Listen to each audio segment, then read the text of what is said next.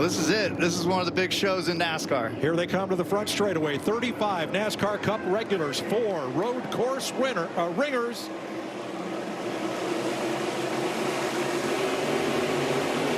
Under green. Led him pretty slow, Kurt. That was a slow start. We'll see. We're going to see 4 or 5 wide logjam city. Here we go.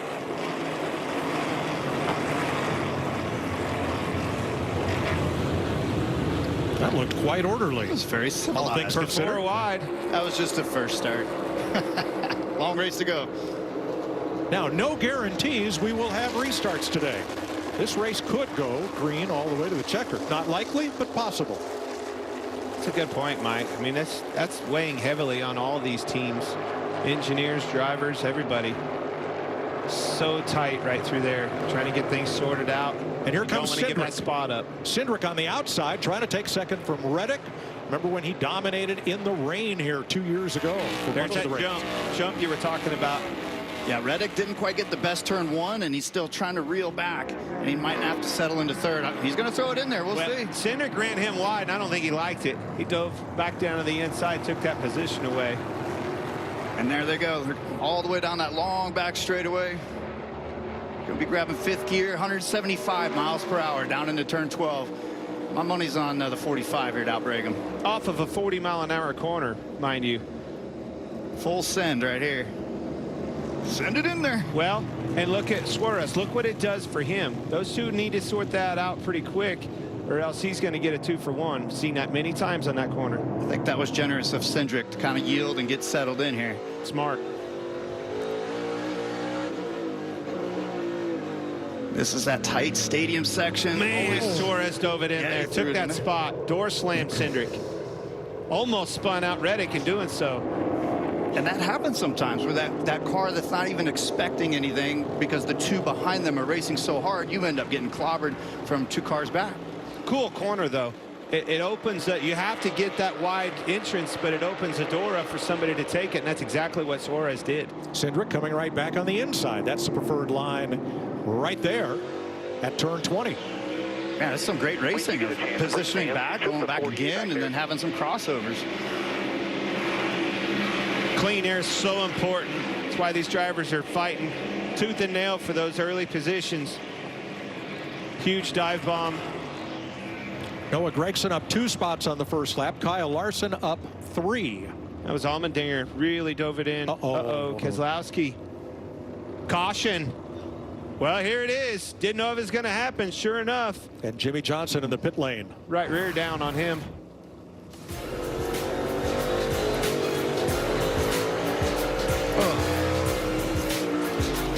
Multiple contact between turn 19 and 20.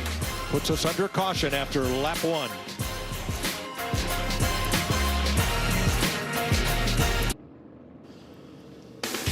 NASCAR on Fox is sponsored by Ford, built for America. Caution completing lap number 1. It looked like Chris Buescher may have spun right into the path of Jimmy Johnson, Ty Dillon, Brad Keselowski. Yeah, definitely done for the day for Ty Dillon. Heavy front end damage into the 48. Questionable there. 48, 84. Yeah, I was going to catch you there. But yeah, this is the carousel, and now we're diving down into 19, where we've seen most of the contact from all these guys. Again, Johnson's on the inside. He's kind of minding his own business. He goes way left. 17 moves over to avoid the car spinning, gets into Ty Dillon at 77, into Jimmy Johnson in 84. Their days are definitely done. Yeah, that was a hard hit for the 84. It's a 6. Brad Keselowski spinning. And I'm sure the 6 didn't just spin by himself. I'm sure he was assisted in some way. All right, Keselowski was able to continue.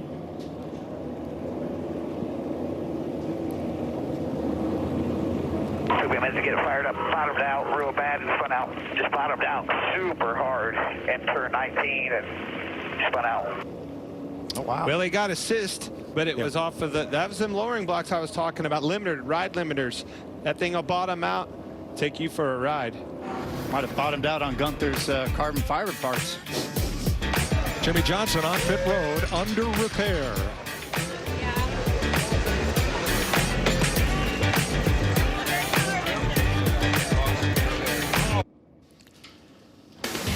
NASCAR on Fox is sponsored by the Credit One Bank NASCAR American Express card. And by Verizon Frontline, built for 5G, built to make a real difference on the front lines. Welcome back to the EchoPark Automotive Grand Prix. Stock Car Racing's king, Richard Petty. And his cousin Dale Inman there with the headset on, watching intently as one of the cars they're affiliated with has gone a lap down in that crash, that being Jimmy Johnson. Well, let's bring in NASCAR Cup winningest active road course driver Chase Elliott, recuperating in Colorado. Thanks for joining us today. Glad we could make this work. I know you'd sure rather be out there than sitting where you are, but we got off to a great start in turn 1, and then what happened, and how are you doing, most importantly? Yeah, I'm doing really good. Appreciate you guys having me, and thanks to Fox for setting this up and making this go. So I'm looking forward to just watching the race with you guys. I don't know, we're just kind of getting started. I was hoping we could get more than a lap or so going to understand a little bit of what's going on. I saw Jordan kind of had a tough opening lap, but yeah, I hate Jimmy got taken out there, but a lot of racing left, and excited to see kind of where it goes and some of the things that some of the things I can see from this vantage point is super different than what I'm used to seeing. Obviously, I miss being there too, but we're working through it, so we'll make the most of it. Man, seeing that headset on you, buddy, why didn't they pick you to replace that crew chief set on top of that box? I think you might be able to do it. Yeah, I don't know about. I think that'd probably go as good as you doing it, unfortunately. So I'm not sure that that's a good idea. But actually, we joked around about it a little bit last couple weeks, and yeah. So I don't know. Never say never, but I don't know that my crew chiefing abilities would go over too high. Well, you and Jordan have been texting back and forth after every session that he's been in the car, and I know you've been a big help to him. He said as much on the pre-race show, but what kind of advice can you give somebody who's a winning race car in his own discipline but is new to this kind of racing? It's tough, and I think from my perspective, I've just tried to probably say too much just in case something dumb that I say happens to make sense, right? I would rather give him too much information and just like one of those things click in his mind. And I did run the Rolex 24 a couple years ago, so some of those things I do feel like the cars are very different, but I think anything I can do just to say, hey, this was a big hitter for me, and me transitioning to those cars, let's think about it from the other way. How can I help you get this direction? So I've really just been giving him as much information as I possibly can. Anything I see, and I've been super in tune with his comments and post-practice meetings and post-qualifying meetings. So I've been talking a lot, probably too much. And I'm sure a lot of it probably doesn't make sense to him, and probably doesn't make sense to anybody but me. But it's just in hopes that just one or two little things might stick and could make a difference today. So I'd rather give him too much information and him not listen to 99% of it, and just that 1% help. I feel like it was worth it. Yeah, Chase, I mean, that's exactly how I've been with our team at 2311, with Tyler Reddick, with Bubba Wallace. I've been just trying to give as much information, right? And yet it's a delicate balance, because there's so much experience that Jordan has, and with Tyler, with Bubba, all behind the wheel. And so it's a delicate deal, but yet we don't want to miss anything. We want them to be their best. But most of all, first of all, it's just great to see you, my friend. I know all the fans wanted to see you, and I'm hoping PT's going well, and you'll get back to the track soon. What about this racetrack? What do you love about this racetrack? What was the challenges? Yeah, I mean, it's definitely a unique one, and honestly one that I feel like I struggled with the most. I would say of all the road courses, I really struggled at Sonoma early on. I feel like I've gotten better there, but Coda was a really tough one, and I think a lot of it's just the length of the track. And that sounds super simple and easy, but there's a lot of turns and there's a lot of really technical places on this track. And I think one thing that probably gets lost in translation with road racing in general is, we talk about going to Fontana and how old the track surface is, and we talk about going to Atlanta and how new the track surface is. Well, turn one might be abrasive and the stadium section might be repaved. And I think that's one of those things that probably doesn't get talked about a lot in road course racing, and just those really small fine details can make a big difference. So it's a really technical place. The laps are long, and the grip level in the track really changes a lot from turn to turn. Well, thanks for being with us. Chase is going to be with us through the day. Since none of the leaders chose to pit under this first caution of the day, we're going to step away with William Byron leading from the pole.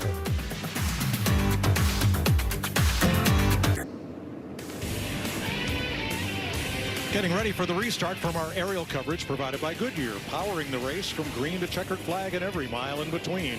Goodyear, more driven. Here they come around the stadium section and into the final couple of corners before we restart with the choose. Byron on the inside, Tyler Reddick outside.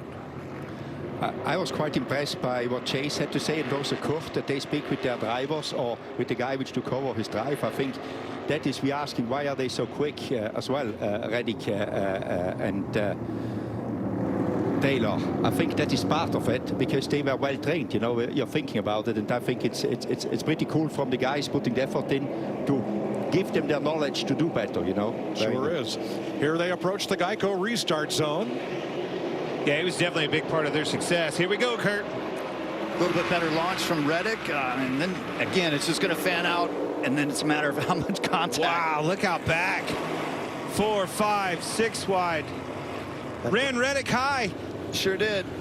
I think that was William Byron. That's Cindric snuck by both. That's where the front row took each other in so deep. The second row was able to take advantage of it, and that's where Cindric's your new leader. I love that corner. Austin Cindric from third. Cindric started racing Bandolero and Legend cars at Charlotte, but has road raced in 7 different countries, and all that experience paying off right here. Woo, Reddick tossing it back in there. And this is a good spot where you want to be on the right, and then you got to try to clear him by the time you come down this hill. Be interesting to see if Byron throws it back in there. All right, they're settling out, but back here, 3 wide. Jordan Taylor, big time dive on. Locked that left front up, got into the back of Eric Jones. Can't tell if he spun him out or not. I think they're fine. Oof. That's how easy it's done. That's the experience that he doesn't have in these cars.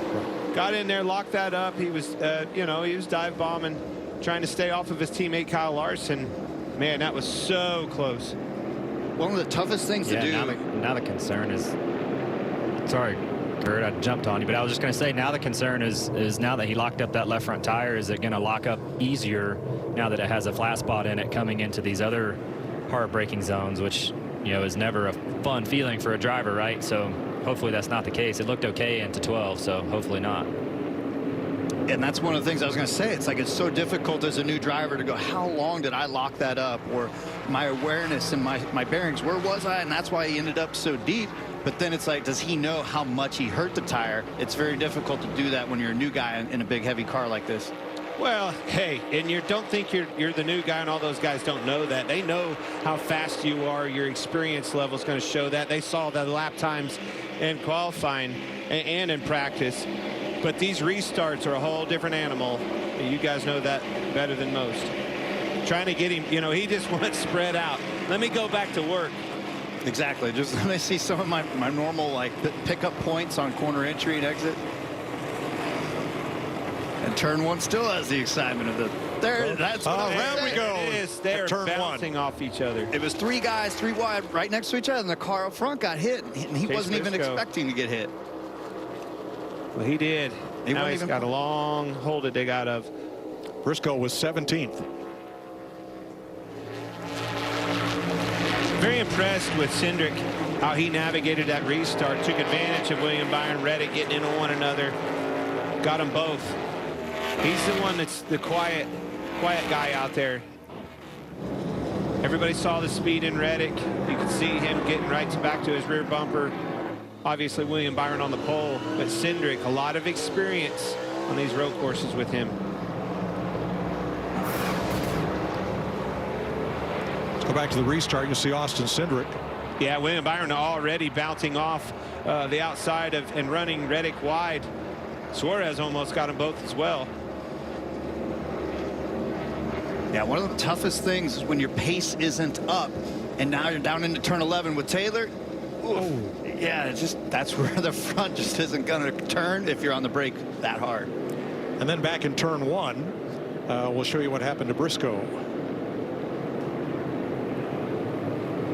Yeah. Now, Joey Logano is going to get a pass-through penalty because we don't have track limits here like Formula One, except through the S's. NASCAR says through the S's, stay on the racing surface, and they consider the red and white rumble strips to be part of the racing surface. But if you're inside those in the S's, you have shortcutted the course, and you must do a drive-through penalty at pit road speed, 40 miles an hour.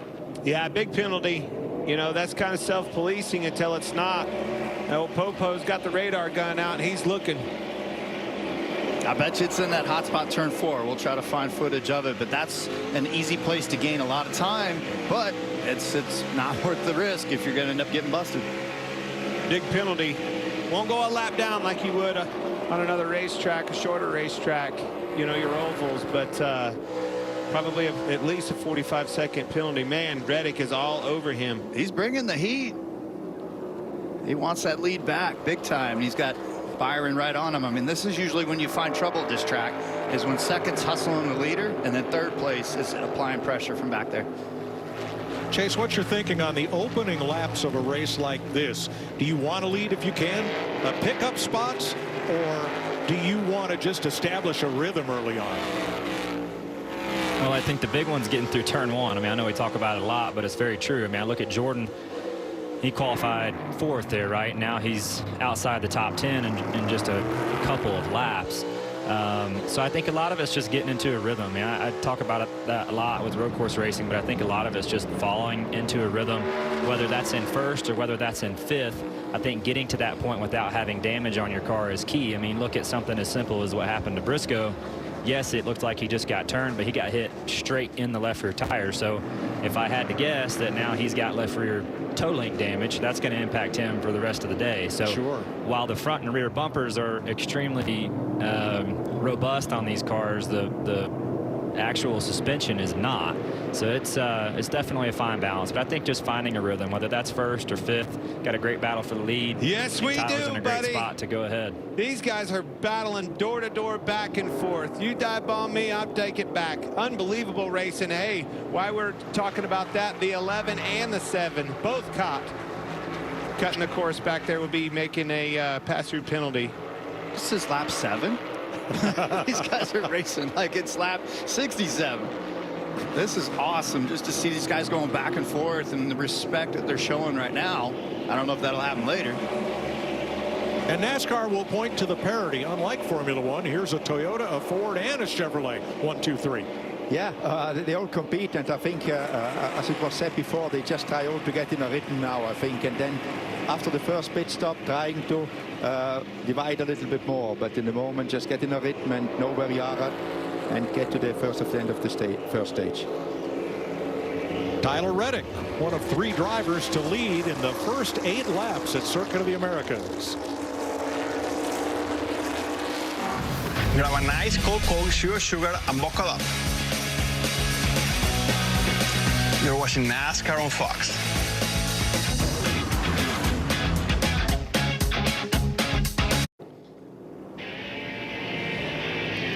Working lap 9 of the EchoPark Automotive Grand Prix. Tyler Reddick is the race leader.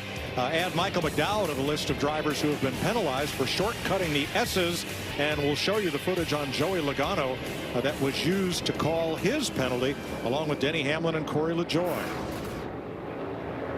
Yeah, you see him coming the last car in the frame. Right and those there. tires are definitely under it. You can't get underneath those rumble strips. Boom, right there, busted. Pass-through penalty every time. That's the NASCAR officials camera. That video pushed to Fox. Here's what Joey and team had to say. Call it all day yesterday. They call it right off the bat. Be consistent, NASCAR. Come on. Be consistent, Joey says. Okay, they grabbed 3 other guys right after you. So I would say that's the hot spot. Let's call NASCAR the Care Bears in that corner right now. They're just going to keep busting on all the S's. The thing about that corner, though, in Joey's situation, you got 3 cars in front of you. He was late to see where he was at, and then all of a sudden it's in your lap. And that's the hard thing about that, running off the track right there. Alex Bowman moving up for 5th on Daniel Suarez. Jamie. Well, Chase Elliott mentioned it. Jordan Taylor had a tough couple of opening laps there, and he radioed to the team once he had communication with them. He told him, I'm just trying to keep my car clean, trying not to get banged around so much. Guys, he's never raced against these guys. He didn't know how aggressive they would be and how much they would lean on each other. So he's trying to figure out his competition while figuring out his race car at the same time. Well, they do that. That's exactly right. Those yellow stripes on the back of there, they'll eat you every time. That's all right. Now's where you find a rhythm. Now's where you get settled in, and this is where he'll start to shine. So in the accident at the end of lap 1, Ty Dillon and Jimmy Johnson out of the race. Here's Regan Smith. Well, Jimmy Johnson checked and released from the infield care center. Jimmy, I know you were so excited about today. How disappointing is this one? Yeah, it's really disappointing, but you know, it comes with racing. It's part of it. Unfortunately, we didn't have a good day yesterday in qualifying, and we're back there around the wreck, and we know that those things can happen. So just most disappointed for Club Wyndham. I'm very thankful they came on board for this race, and sadly we didn't take, you know, one lap under green. Thanks, Jimmy. Thanks. 7-time champ out of the race early here. Oh! Bubba hard into the back of Kyle Larson, turns him around really hard. Larson trying to refire as Wallace pulls away. We are still under green. Major damage on the front of turn 12 is where this happened. That braking zone at the end of the long straightaway. And Larson will drive away. Wow. Woo! Whoa! It's almost like his brakes went out. Went wrong. Yeah. Holy smokes. Sailed it in there. That may be it's obviously probably the end of that 23 cars day with Bubba Wallace, but I thought he hit him in the left rear wheel, Kurt. I think that's going to be okay. Let's ride with the money line onboard camera in Bubba's car. That thing just never slowed down. I mean, he jumped out to pass a car under braking, and then it was gone after that. I've never really seen that. You heard the tires complaining when the brakes locked up, but car did not slow there. See the fluid on the back of that car too in the camera.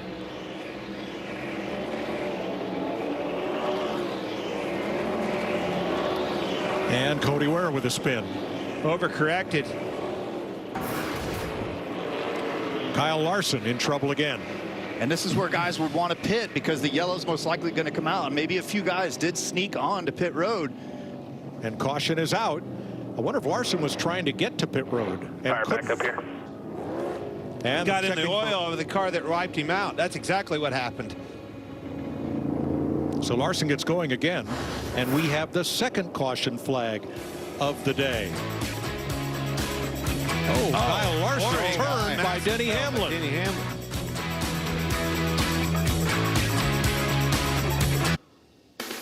NASCAR on Fox is sponsored by Coca-Cola Zero Sugar.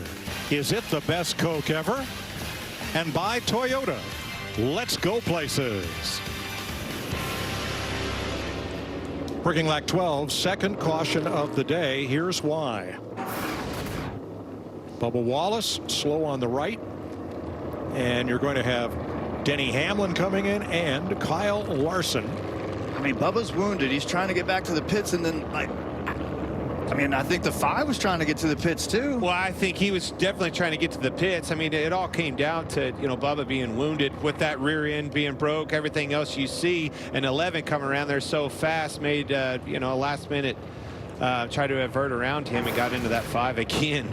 Pretty bad couple of corners for Kyle. Yeah, it was just, let's just check in with the 11 radio.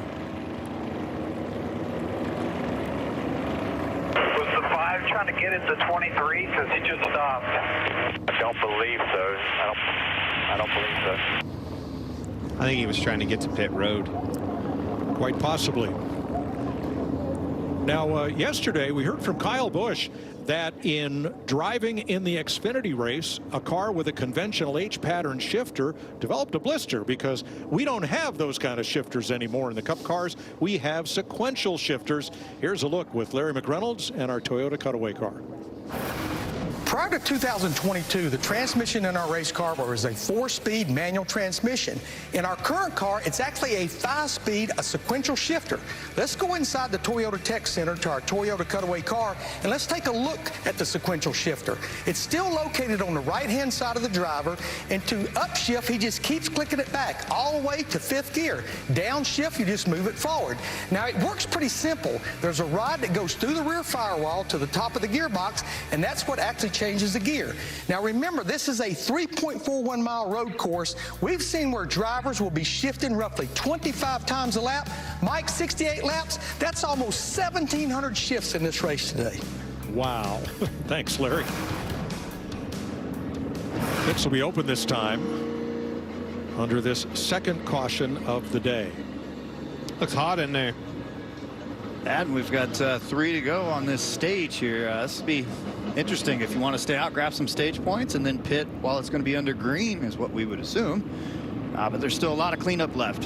And remember, no stage breaks in road racing this year.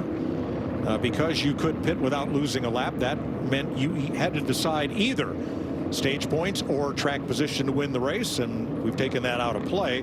We will still award stage points at the end of each stage, at the end of lap 15 and lap 30. Still hard to get your head wrapped around it, Mike. I remember, I had to think back of what that felt like. We're so used to stage ins, not just stage points, that caution comes out with a couple to go before the stage. Well, we're good, Now you stay out there, run a few more laps. You mean we're going to pit in 4 or 5 laps? That's your strategy? How's that going to work? Larry. Yeah, Clint, that's the way we did it for years, though, before this stage racing. But, yeah, we only have 7 laps on the tires. Now, if you're back in the pack, go ahead and get fresh tires. Go ahead and make adjustments. With this few laps to go, you need to get to lap 17 to make it work on a 3-stop straight race. You need to get to lap 23 to make it on 2 stops. The leader is in. Leader just gave up those points. Going for that win. It's close enough. Larry told us that fuel window's somewhere to 20 to 24 laps. A little gambling on the line, going for this win. About a third of the field comes to pit road. Regan. Well, Mike, the call came to Tyler Reddick immediately when the caution came out that they would be pitting. They never changed their mind throughout the course of the time that they had around the lap right there. His race car started off just a little bit free, but he's happy with it right now.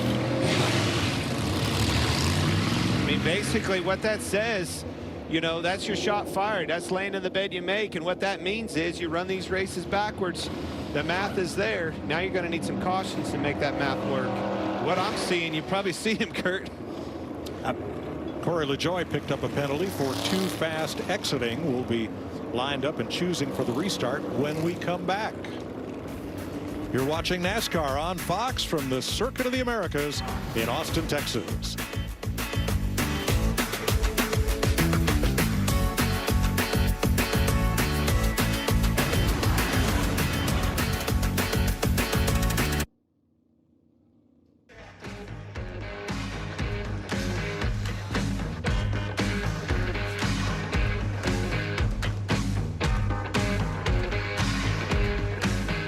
That looks different today. I better let Gene know. Let's give him a call.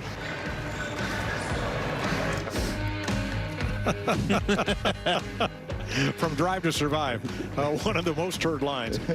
I'm curious. We say pit. Everybody says pit in NASCAR. How did Formula One transition from pit to box, box, box? Don't ask me where it came from. It's there since I'm there. So it was there before me, basically. So I think it's just like box, box, box. Yeah, that's what you call it, pit. I guess it's hard for that to be mistaken for anything else. Yeah. I hope so. Pretty clear. Now, you're no stranger to NASCAR because you worked for Jaguar and Red Bull and were a technical advisor when Red Bull came to NASCAR 05 and 06. How has this side of the sport changed since then, most dramatically? It has changed immensely technically. I mean, the car, look at this car, they're a different car now than they were 15, 16 years ago, or even 3 years ago when this new car came. But I think the sport got a lot more technical. If you walk through the garage now, you've got a lot more engineers. In the old days, there was not many. Each team had one, and now I think everybody's got what we call the war room back at home, you know, where engineers look at data, look at TV, give advice to people on the pit box, because there's only a certain amount up there which can take place. But it has just developed like everything in the world develops, you know, but NASCAR has followed pretty good there. Very much so. So would you like to drive on a NASCAR track? I mean, sure you do. Who wouldn't? Well, here's Michael Waltrip with details for you. EchoPark is doing something really cool for their customers. They can take their cars to the track.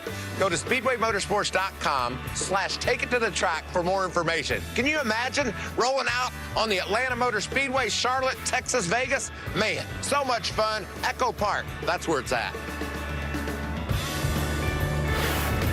Thanks, Michael. 14 laps. We're working 14. William Byron, Austin Cindric, A.J. Allmendinger, Alex Bowman, all of whom have figured in the finishes of the prior races here, and Daniel Suarez, who won at Sonoma last year. Jamie.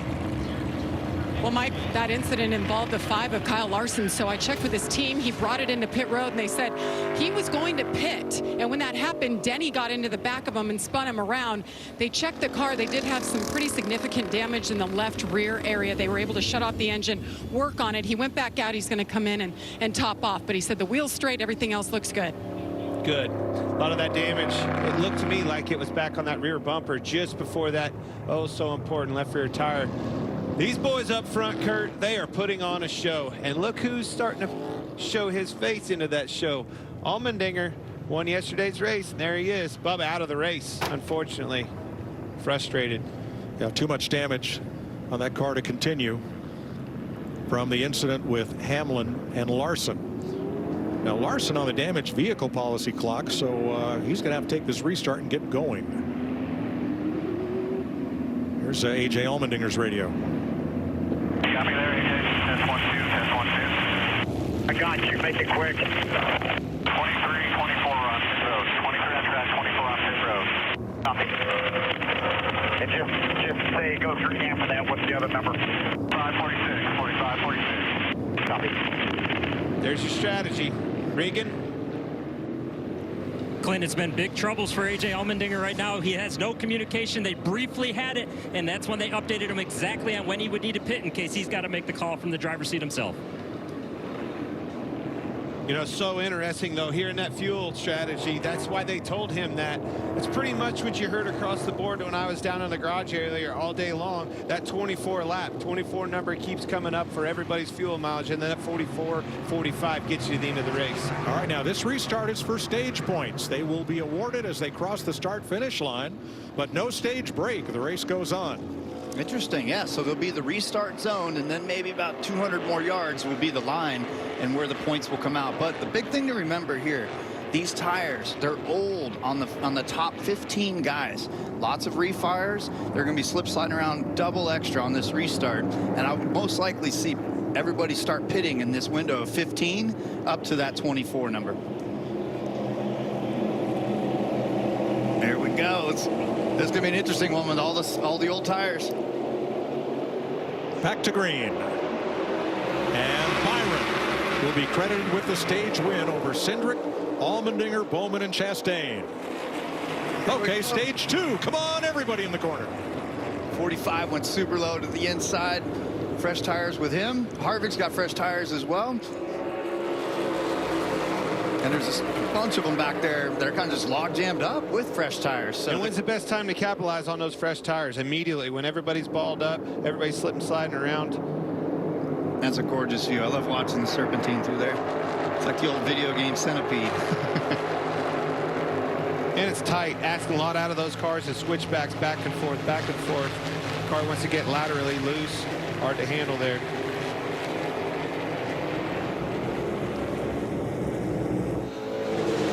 Chase, what are you seeing on these restarts? Chaos. What do you see? Right. No, I mean, I think it's interesting. Obviously, the strategies are there's a wide variety of them, right? But yeah, still just 3 and 4 wide guys getting run off the road. So again, I feel like having all these cautions early on in the race, at some point, I think it's going to get strung out. You're going to get some long green flag runs, and then we're going to start to see whose strategy is going to work out for, work out best later in the race. How do you work that, right? How do you, the thought process in your mind? Obviously the positions are important, but you got to have that in the back of your mind, that mentality. Man, I got to finish this thing. I got to have some patience here as well.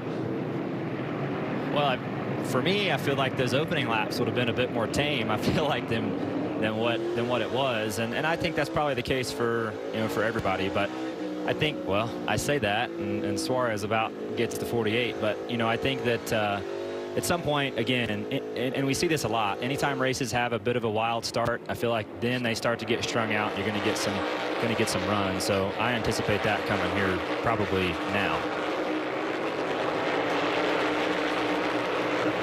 At 48, that was on. Yeah, obviously, Suarez didn't like that. Put the bumper to him, moved him up.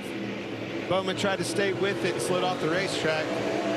Yeah. 3 wide, Blaney on the inside, and boy, Noah Gregson almost bit the guardrail coming out of turn 20 here. There's the Suarez and Bowman. It's like he was trying to cross over and wasn't quite clear, and he was trying to get to his inside. I was like, whoops, my bad. Well, he actually clipped that, Bowman enough that Bowman missed the entrance of that corner, and then the car gets out from underneath of him and gets loose. Here's Jamie. Bubba Wallace has been checked and released. We saw the contact you had with the 11 and the 5 there, Bubba, but what happened to the car that put you out of the race? Broke toe link in the rear and then oil line. Just trying my hardest not to go down that slippery slope of self-doubt right here. 2 weeks in a row making rookie mistakes, 6 years in the Cup. Need to be replaced. Thanks, Bubba. He's always so hard on himself. I mean, he wants the best, and he wants to continue to improve on the road courses and short tracks where he knows he's good, and then the 1.5 miles are his cup of tea. But man, you're all right, man. There's mistakes that happen. Just don't make the same one twice. William Byron's 4th stage win of 2023. Most of all drivers. He only had 4 stage wins in all of 2022. He is the hottest thing in the sport right now. Now, earlier in the weekend, we saw patches on people from different racing schools, Skip Barber and others. Byron has his own personal driver coach, and it's former IndyCar star Max Pappas is his development coach. And boy, you can see on these road courses the difference that has made for William Byron. Yeah, Max Pappas, he's a great guy. I mean, he's from Italy. He's got the MPI steering wheels. And when you talk to Max, right, Gunther, he goes, well, of course, I'm Italian. I am more superior than you. I know how to drive. Max is great. I love it. And Connor Daly back in 34th there. And Ryan Blaney started out back. He's up to 27th right now. We're going to take you, Fox, side by side.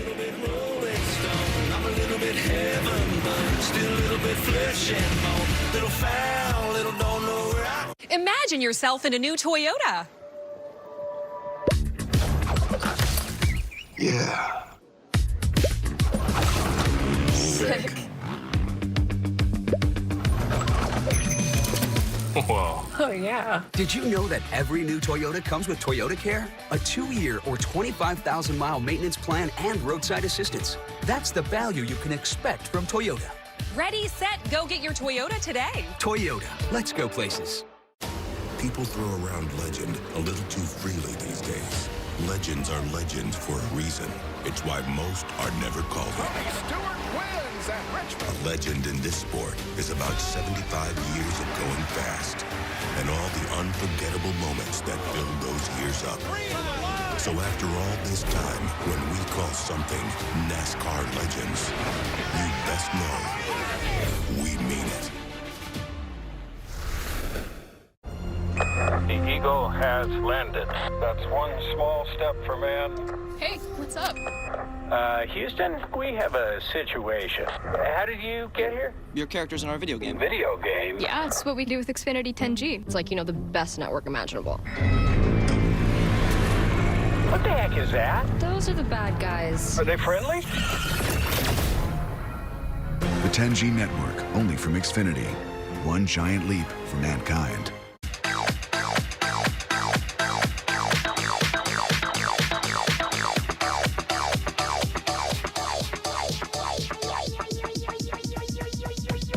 I need to try it first. The Bristol Dirt Race, Easter weekend on Fox.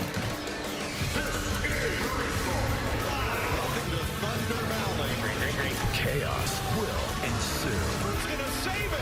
Holy cow! The NASCAR Cup Series, Bristol, Easter Sunday on Fox.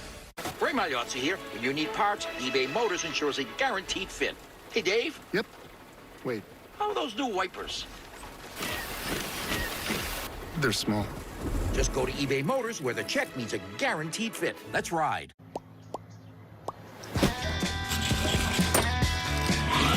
Come on, Charlie! Get crafts, sporting goods, restaurants, and the future of NASCAR all from your neighborhood. DoorDash. NASCAR's biggest and baddest track is back.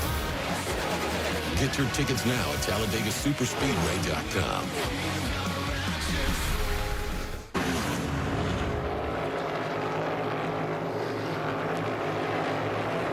Working lap 18, Ryan Blaney got off course in one corner and came in for a left side tires. Brad Keselowski spun. Multiple incidents here while we were in break. Might have got a little help there. Got spun by the Blaney that was on pit road.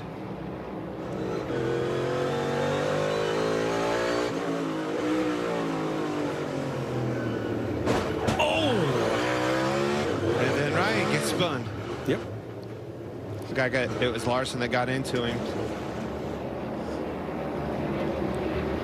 One thing I noticed is the lap time the guys can do on the used tires in the front. The people which didn't come in, they can do the same lap times as the people which put new tires on. So that's quite amazing. I thought the guys on the new tires will catch up, but they are not in the moment. So I don't know. That's a great observation. Yeah, I thought the pace would have been quicker with stickers on for sure. That was pretty hard contact for Blaney there with Larson, and so that's an extended stay on pit road, likely toe link getting replaced in the left rear.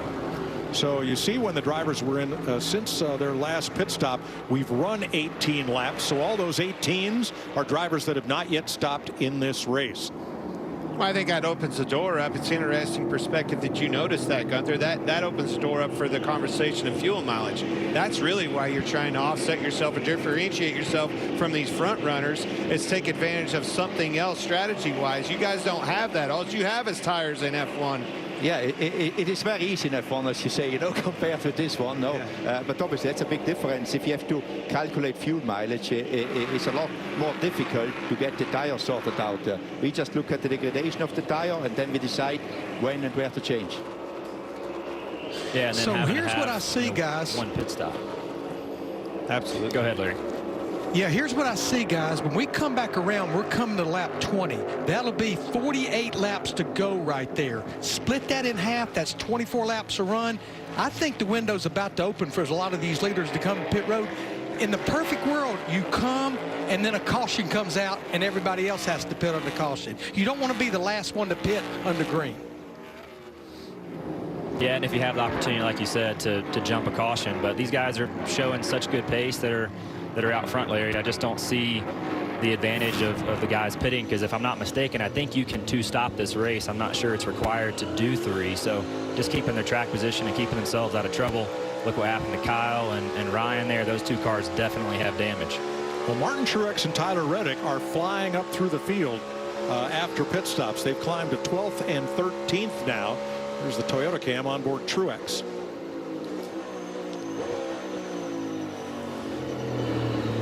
As long as you got a group of them ahead of you like that, it's easy to gain those spots. And what happens, though, is when the pit cycle starts, now you get all that clean air back up front. So all these different varying strategies are going to start to unfold here once the lead group pits.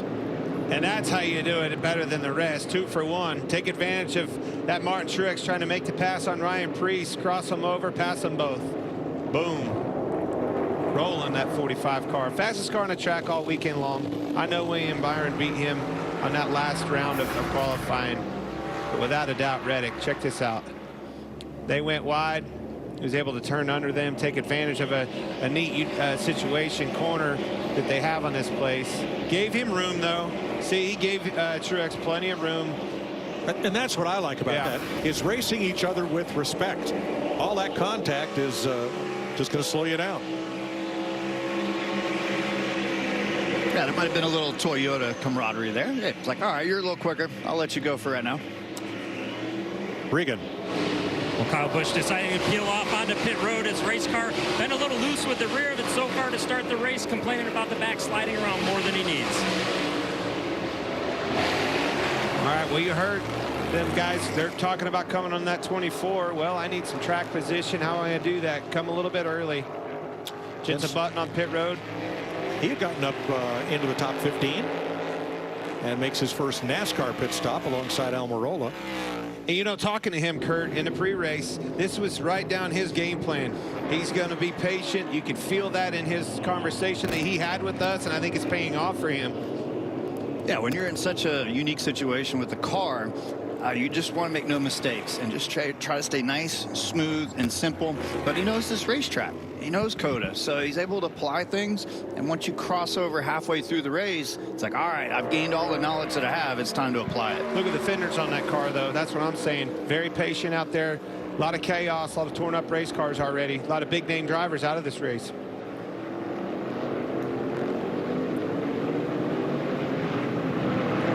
See Jordan Taylor's, he's wanting them tires, needing them tires. Austin Dillon's all over him.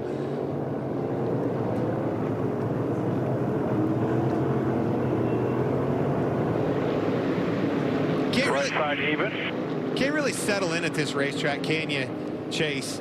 Always something. If you try to give up a position, now the car two behind you is in there too, and you end up giving up two. Yeah, and we see that a lot with these cars now too. They're so draggy. When guys get side by side, you almost open up the door for the person behind you, even at ovals. But when I look at this track in particular, a lot of your passing zones lead to corners that put you in the unfavorable lane. So I look at turn one, you're obviously going to try to outbrake someone to the left. Well, that puts you on the outside going down the hill for turn two, which then has you out of position. Much like coming into turn 11, you're trying to outbrake to the left, and then that puts you in into 12. That puts you in a really tough position going into that stadium section. So just a really awkward track, and those braking zones really put you in a bad spot for the next turn. Well, that's what it was designed for.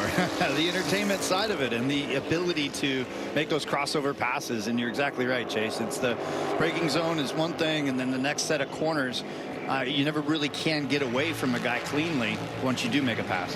So Ty Gibbs pits from 7th. And if you look at your scoring pile, the top 7 drivers have yet to make an appearance on pit road down through Christopher Bell. Add in Truex and Taylor to that mix. Everybody else has been on pit road at least once.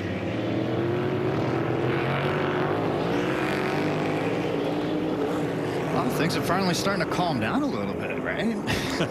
Took a while, didn't it? Well, it'll be interesting. You know, we heard Allmendinger be told that he's going to pit on 24. If these guys peel off a lap before, maybe 2 laps before, do you follow them or do you stay out, stick to the game plan there? I mean, what's cool is we got 1, 2, 3, 4, all top 4 cars right there.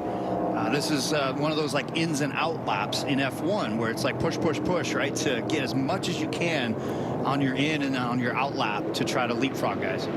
Yeah, you try to undercut sometimes people, but I look at the lap times and the guys with no pit stop yet, they are still making the same times as people which change the tires. So maybe the best strategy is to get until you need the fuel and do a 2-stop. That's what this is. It looks like, yeah. But yes, at the moment, sir. yeah. So if you split this up equally, it'd be 23, 23, 22. But they split it 24, 24, 20 because you need to have some fuel left in case of overtime. So which driver will have the better finish at the end of stage 2? That is one of Clit's Super 6 questions. And not just which driver will be ahead of the other, but by how many positions. Got to put your thinking cap on to win 10 grand today on Fox Bet Super 6. May have to be lucky.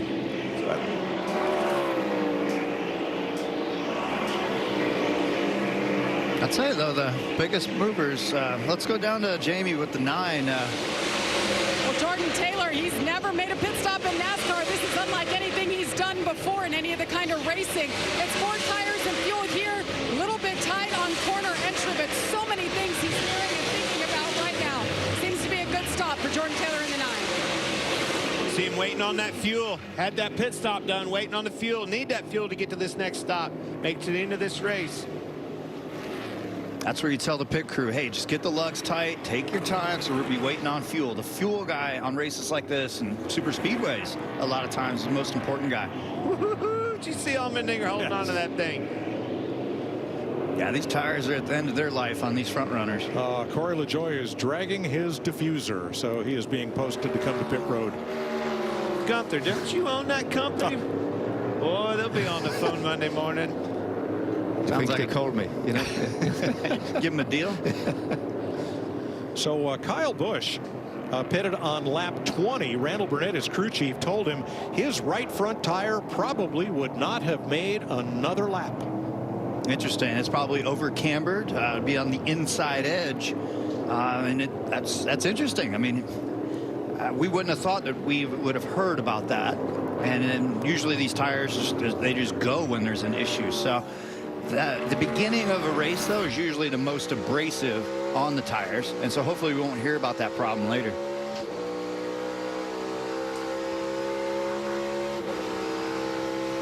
And that was only 12 green flag laps, Larry tells me.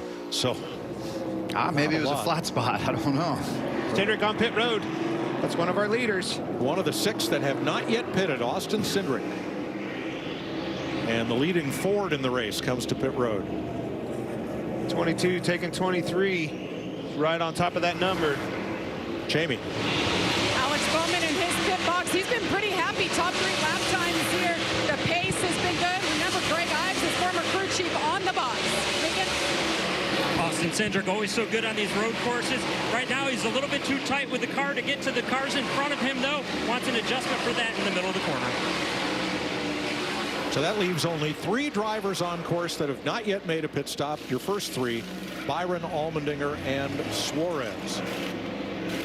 Takes about 45 seconds to come down pit road, get 4 tires, and exit here. Looks like a pretty slow pit stop on Cindric there. He had a lot of trouble on the right rear. And those top 3 are all Chevys, so it looks like their fuel has given them the most generous options when it's going to get down to the end of this. Now, Chevrolet made an announcement this week that this 6th generation of Camaro will sunset after the 2024 model year, and that no immediate replacement is planned. However, Vice President of Motorsports Jim Campbell said, don't worry about that. Chevrolet is committed to NASCAR. We're going to be here for a long time. But the Camaro nameplate, well, get you one now or next year, because after that, it's going away. Well, look on that ticker. You see 45, Tyler Reddick. He will assume this lead. I would anticipate Byron and Allmendinger, Suarez pitting. Did a great job getting up through the field, not tearing that car up. And here he is. Going to assume the lead again. Yeah, so he's only 8 seconds off, and then the full exchange on pit road. When the 24 commits to the pit entry lane, and by the time he gets to the exit, if the smooth pit stop happens, he'll lose 45 seconds. So 45 seconds back is where he'll end up blending back in. That would put him back about 25th or 6th, but still on the lead lap at the worst. And here they're all in, all 3. First pit stop of the day for William Byron, who has led now 17 laps.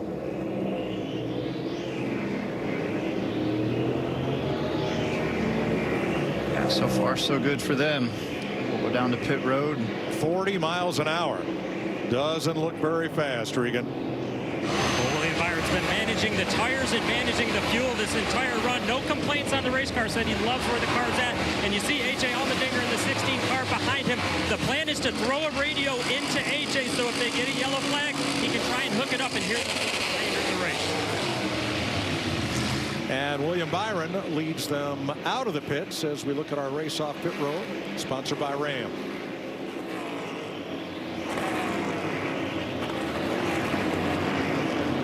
And there's the 8 car. So that's that push on the 8. You know, he got tires a little sooner. Will he be able to clear Suarez? Well, statistically, we're seeing new tires worth about 0.6 of a second per lap over the worn ones that just came off. Tyler Reddick is back out front in Austin, Texas.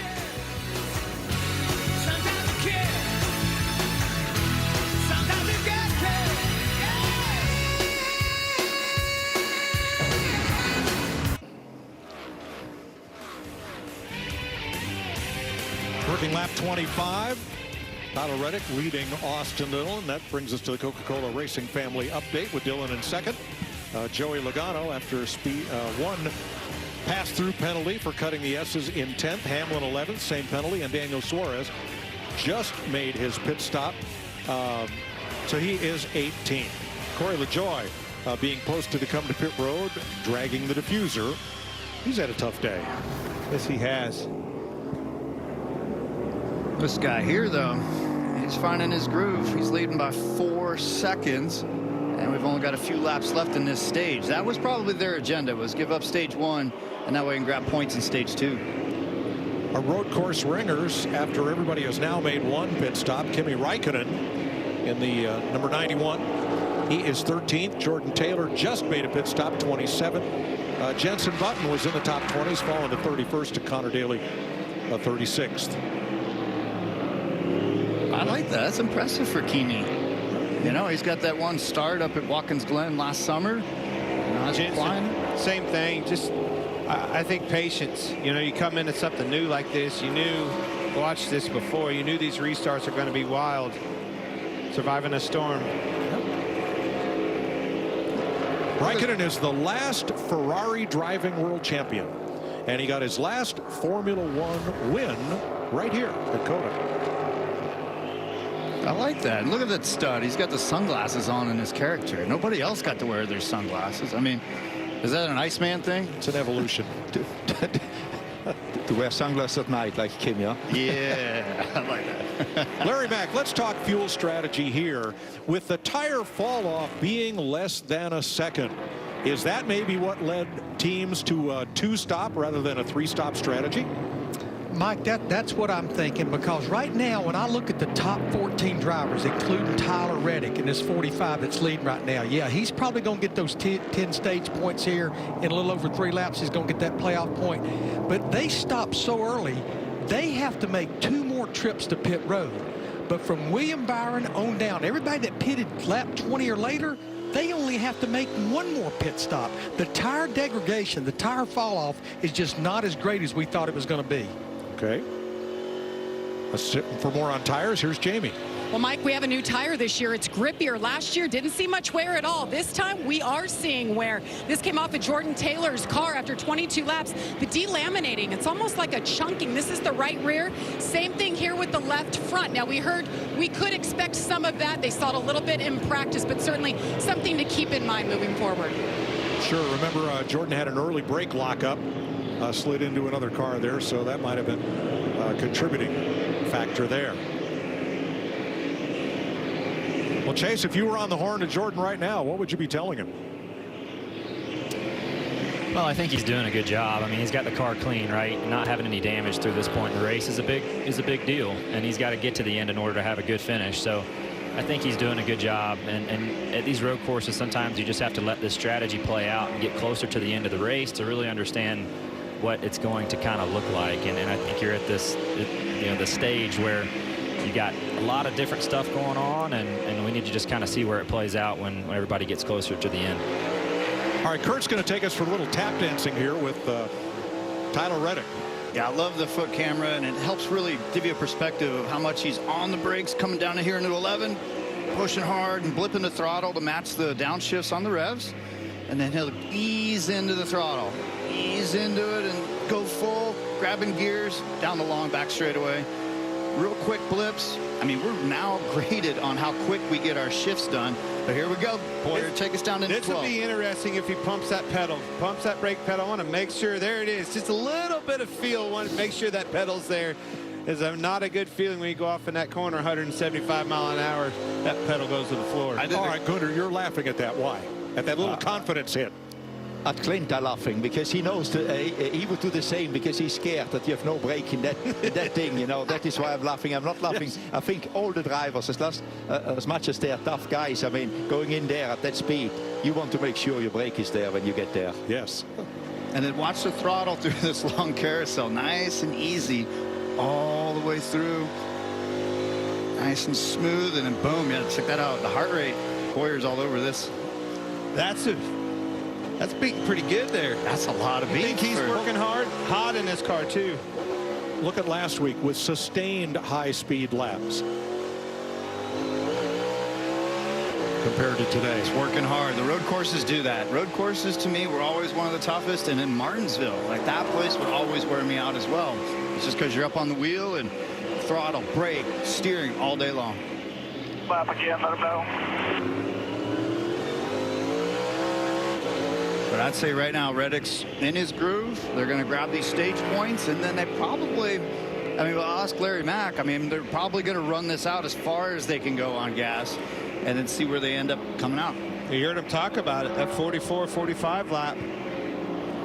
Well, back to the ovals next week at Richmond on FS1, and then in 2 weeks, the NASCAR Cup Series heads to the dirt track at Bristol for some bumper-to-bumper mudslinging action, sponsored by Coyote Tractors. Easter Sunday evening, only on FS1 and the Fox Sports app.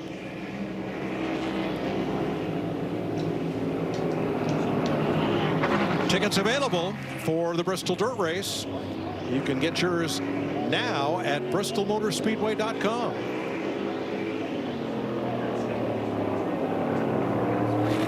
So right now, every driver in the top 12 on your scoring pylon stopped between lap 11 and lap 14.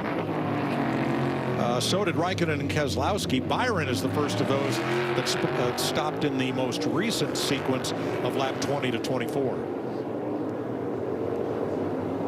Yeah, this is what's all new with the strategy on how things are going to get spread out for a little bit, but things will come back together like an accordion. Well, that 24 card, he is on the two-tire stop, right? He is going to be the Reddick. You're watching the Reddick in the lead.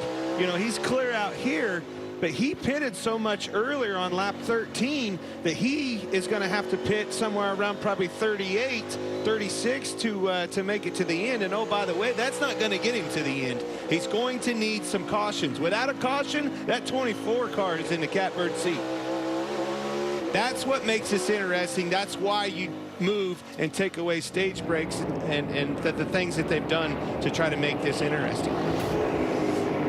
So Mike, Kurt, Clint, Gunther, I've been doing the math. So Tyler Reddick pitted on lap 13. If he goes to the max side of fuel number, 24, to your point, Clint, that takes him to lap 37.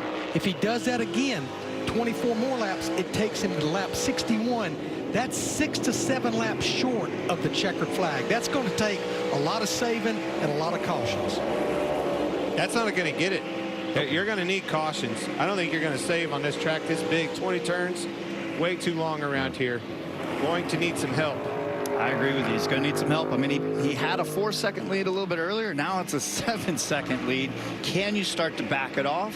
I don't really think you're going to gain that much fuel by dropping your pace, but he does have a big cushion. Final lap of stage 2. Again, no stage breaks, just the stage end and the points awarded. The race rolls on. Reddick ahead of Austin Dillon, Michael McDowell, Harvick, who was the first car to stop today on lap 11, and Buescher. It's a cool feeling being that far out in front, man. We hadn't seen that in a long time. Somebody that's in their rhythm, in their groove, and on a different strategy. I think that's just it. I mean, you look down, Dillon and McDowell, they're the only other two. That 45 car was pretty much lights out of the competition all week long. 170 miles an hour down to about 45. Right there for Reddick, completing stage 2 here. And going to pick up his first stage win of the season. Yeah, if we ride along with them and just listen, that's a full shift. That was not a short shift. So he's second gear through here. And when you go to do some shifts and downshifts, you can start to gather a little bit of fuel, but 7 laps is going to be tough. And out there, he's got clean air. which is good as well. You know, he can do his own race in the moment, but then the only thing is fuel. Yeah, right now the 45 team is racing the racetrack, racing their gas tank. This is the stage hand. Still keep going. Doing good. So Tyler Reddick wins stage 2, 7.5 seconds in front of Austin Dillon. Michael McDowell, Kevin Harvick, Chris Buescher, the top 5 at the end of stage 2.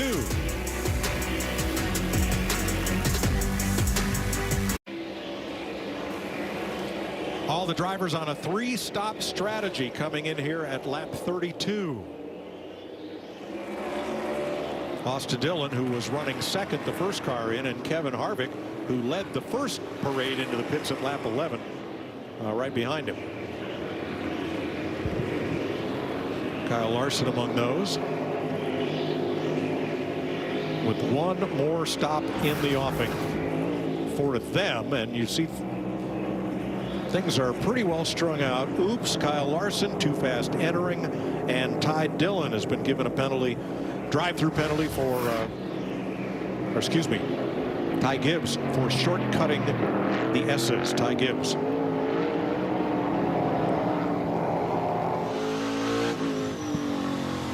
Justin Haley, the Celsius cam, giving us these shots. He's in 22nd.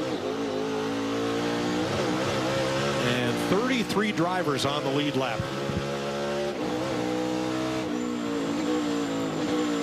I'm telling you, Gunther, 2-tire stop wins this baby without a caution. The way this race is spreading out. My man Byron's looking good. 2-stop strategy. 2-stop. You know what I meant. Yeah, I know what you meant. I think we're here in the 45 might pit, and it's due to the lead that they have. If they do the full cycle, they might come back out within the group that pitted earlier. So they're looking to change up the strategy a little bit due to the pace. Here they are on pit road. So you see upper left where the 24 is coming around to try to overhaul the 45. Oh, he'll for sure overtake him. It's just a matter of where he blends back in. But let's go down to Regan. Well, Tyler Reddick, the first run of the race was primarily loose everywhere. Little adjustment on the car. This time he's only loose through the carousel. Pretty happy from the driver's seat. Clean pit stop. Didn't have to wait on fuel because they're not into the stretching on the fuel side. So be interesting to see where he plays out. There's your leader, 24. Or will be once it's cycled back. He will be, yes, because Buescher and Jones came in at lap 11 and 13 respectively. They will have to stop. And he blended in a spot where there's not a lot of traffic, so that's actually pretty good. If he would have had like 3 or 4 guys sweating him, that he would have lost more time on the exchange. So Chris Buescher is your leader. He was on pit road at lap 11. Buescher, Eric Jones, and Joey Logano are the 3-stop cars that have yet to make their second stop, along with Haley and Burton, who are further back. Right now it's all clear sailing, right? Everybody's a bit spread out. The chance for a yellow is at a minimum. I mean, there's always something that could happen. But these are when you first pit, if you're feeling lucky and everything's going your way, you end up with a yellow right after you pit.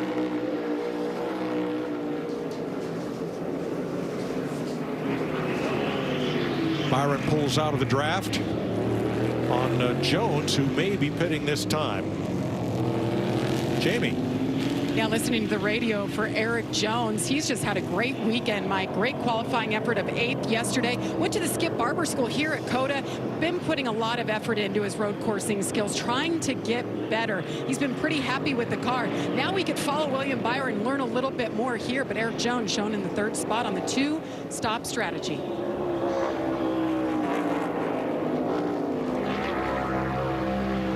Richard Petty, Dale Inman looking on.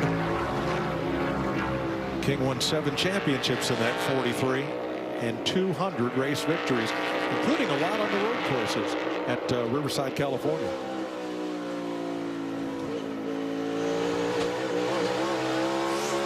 All right, Buescher is in.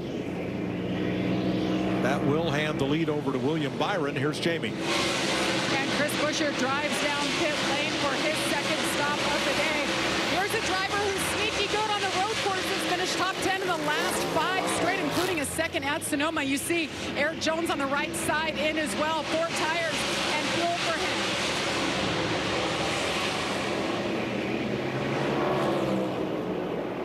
him. So that leaves only Joey Logano of the 3 stoppers who has not been to pit road. Justin Haley and Harrison Burton.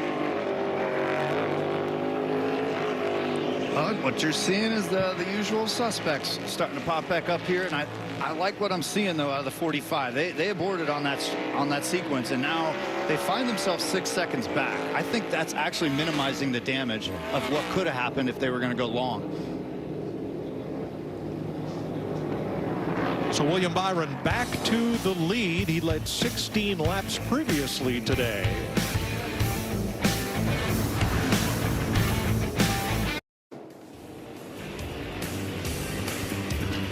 William Byron leading A.J. Allmendinger by 1.6 seconds. Daniel Suarez third. Tyler Reddick fourth. Just ran his personal fastest lap of the race. And last year's winner Ross Chastain fifth. Saturday on Fox, baseball's back. The Giants battle the reigning American League MVP Aaron Judge and the Yankees, or you'll see the Phillies take on the Rangers. It all begins Saturday, 3:30 Eastern on Fox and the Fox Sports app. Ty Gibbs cutting the S's. He'll make another drive-through penalty. His car has dropped a cylinder. And Harrison Burton, no first gear in the 21. Got a nice little battle here with Truex and Bell. We've got Cindric in the mix. And all these guys are on the same strategy. They all pitted within a lap of each other. There's 20 seconds off of Byron's lead pace right now. I don't want to brag. I don't want to say anything crazy here. I'm watching the lap times. I mean, Tyler Reddick just busted off the fastest lap of his race on lap 34, and he's only 4 seconds back of the lead. He just now passed Suarez. That car is on fire. Not literally, but just in fuego. It's hauling the mail. It's going really fast. Yeah, 4 seconds back, and he's catching him over, what, almost 2 seconds faster. He's catching him very fast, wicked fast lap time. Wicked fast. So look at the dirt on that corner. You know what? If a restart does happen, they better clean it up. So one thing he's not doing is putting a dent in that 6 laps of fuel he needs to save, which, I mean, that's an impossibility, right? I mean, right now, I think he's doing it with his race car. Yeah. I mean, Chase and I were talking about it a little bit off the air. I mean, Chase, I think what they did is they just said, man, our strategy is so far out there. We've got to abort and get back into the normal range. What do you think, Chase? I would agree, and I think probably the biggest thing that's saving him is his pace, right? So he's in a position right now where he's outpacing these guys, and even though they messed up on the strategy, they kind of got baited into pitting early because of those early cautions. Now that it's strung out, they realize they were in a lot of trouble, and his pace is saving him. He's fast enough. He got that lead. He wasn't thinking about saving fuel. He's thinking about getting a big enough gap so that when they stop, that 40 seconds or so that you mentioned, he was going to fall back in line closer to the lead on the back end of the stop in. So now they're back in good shape, and he's close enough to him now where, heck, he might catch him outright with that pace he's showing currently. Yeah, we talked about it. You know, it's lap 36. It's going to, we think the number's somewhere around 44, 45. With the pace he has, they made a mistake, if you will. They chanced it on a different strategy. Didn't work out, but he's so fast, it's not going to matter. He's right back into that conversation on that same lap. Now, one driver who did not change his game plan was Joey Logano. They stopped at lap 11, and Logano is still out there. He's in 8th place, but he's the only driver on the lead lap who has not made his second stop. He just goes by again, so he's going to run it more than 24 laps on this tank. That's a long stretch on fuel. That's I guess they're just trying to jump in that bed, and that's the bed they're laying in now. Chase, talk to me about attrition. Not having those stage breaks, right? The caution coming out, taking that breather as a driver. Pretty hot out here. Workload through the roof on this long track. No, I think you're spot on, and I think it's relevant today, too. I mean, this is probably the hottest day that they've had throughout the season. Obviously, I haven't been at the last couple or whatever, but it looks like and seems like this has been the hottest weekend. William talked about it in our post-practice debrief yesterday, so I know it's been on their minds. And not to mention, Byron and Allmendinger both ran that race yesterday, so you know they were smoked after running those last 20 laps 110%. So definitely on their minds, and still a long ways to go, too. Big pass right there as Reddick goes by Allmendinger and up into second place. I think Allmendinger, I know he did. He just let him go right there. That car's getting that big in the mirror that quick. Have at it. Yeah, that's a little bit of etiquette I think we just found. But yeah, when a car catches you that fast, it's just like, you know what, buddy, you go on ahead. Especially this point in the race. Race this racetrack, race the strategy. Win the battles you need to win. Yes. And that wasn't one of them, right? Yeah, not yet. Pay window. You hear me say it every weekend. That old window's not open yet, Gunther. Clint, you're going to lose your money. There are 2 players still alive in our Super 6 contest for $10,000. Yes. I think there's probably still at least one question still to be decided. That's a race fan. I'm telling you right now, if you had all those picks right in the wild start to this race and you were still in it to win it, hats off to you. Come and get my money. I like it. Jamie. Well, you guys mentioned Joey Logano and how he has not pitted since lap 11. I talked to Paul Wolf, his crew chief, and he said this weekend the road course stuff in general, they're just off a little bit. Don't have that raw speed that they really feel they needed to contend for a win. Thought maybe a 5th to 10th place car, so they're mixing that up with strategy here. And Joey, of course, right now, those old tires, he just wants some adjustments. Drive off, not very good, a little too tight in the 22. So staying with the plan, Larry says they can probably go one more lap before they absolutely need fuel. William Byron out front. Of all the top 6, only one of them has never had a top 5 finish on a road course. And that's Byron. Say what? Yeah, he's the only driver in the top 6 without a road course victory. Or a top 5. Top 5. Okay, wow. I wouldn't have guessed that. I would have thought he would have had that box checked already. Right. But the year he's having, that's going to be short-lived. That's that. That's for sure. Christopher Bell. All this talk about strategy. Now you see the blue flag waving. That is an advisory flag. There is something ahead you need to be aware of. You don't have to slow down. You don't have to stay in line. It's just it's an advisory flag for the drivers. Trouble ahead. In that case, it was the 20 around. Very close. Ryan Prix and Larry said the track looked dirty in that area, and that may be why he spun. Here's a look. It was. I mentioned it earlier. Everybody goes through that dirt. Car in front of him nailed it. Look how low McDowell was behind him all the way down in it. If a restart does happen, they better get the outside of that corner cleaned up. There was a bottom out. You hear us talking about those rub blocks. Look at the dirt flying. Yeah, that's turn 8. You can drop your right sides off, and then it looked like Seatbelt missed the corner by maybe a tire width, which put his outside tires in a lot of the fuzz that's been kicked up. But here we go. Here's Reddick. Unbelievable pace that he has. Just think how fast or how far ahead he would have been if he had been on a 2-strategy call there, 2-stop strategy. Let's see. To the inside for the lead. Not much you can do to defend that. Just drive spot. Clear. You are the leader. He had this speed in practice. The question was, you know, that upfront speed that he showed in practice, was it going to live? And I would have told you, Gunther, there's no chance he could have kept that pace up. Boy, he proved me wrong in this race. I think he proved us all wrong, you know. I mean, it's so amazing the pace he has got. I mean, you know, with the pit stops, I mean, he's just like got it all back. Can you imagine with the 2-stop strategy for the race where he would be now? He would be going to lap some people. So Joey Logano, you saw, just made his second stop of the day. He will need one more. 30 laps to go in the EchoPark Automotive Grand Prix at Circuit of the Americas. Tyler Reddick has retaken the lead from William Byron.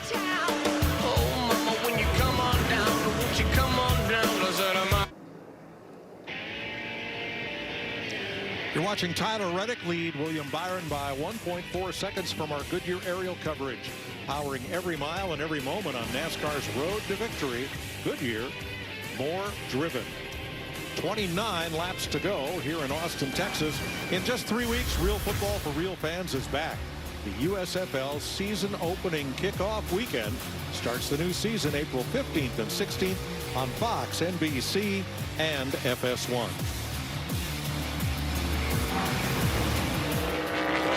There's Daniel Suarez, 3 seconds back of the lead, and A.J. Allmendinger, 3.5 back. Third and fourth, Ross Chastain is fifth. Lap 40 here, still plan C. Next up's the 24. Let's go. Plan C. That plan C is without a doubt Billy Scott is going to do exactly what those other guys are going to do. And I'm going to tell you, whenever they pit, when they say they're going to pit, I want to be on that sequence. I do not want to get off a sequence with the guys I'm racing against that I'm way faster than, oh, by the way. This whole idea of running the race backwards, finding out how much fuel you need to get to the end, making that your last stop, and starting with the finish lap and backing up the race is widely credited to engineer Bob Cuneo, builder of winning modifieds, Paul Newman's Datsuns, the Bodine bobsleds, and he was the lead engineer for Jeff Bodine in the Cup Series and developed this way of running road courses from the last lap backwards to the first and planning your pit stops that way. You'll have that up here, Gunther. Did you know that? I did not know that. No, I'm so impressed. I'm getting so much history lessons from Mike this weekend. You know, I'm going away like, you know, just enlightened. Well, then let's get current with Larry Mack. Mike, I was crew chief obviously that day. Paul Andrews was the crew chief for Jeffrey Bodine. And when we saw what they were doing, we had no idea what they were doing. In fact, we wondered, what the hell are they doing? But it worked out. He went to victory lane. Sure did. Denny Hamlin's going to have a hard time getting to victory lane today. 17th at the time of that spin. Yeah, that was the same corner. This is turn 8 where everybody kicks up the dust. And if you're offline a little bit, you're out there in the fuzz. Fuzz got him. I mean, the Popo are in the chicane and the S's, right?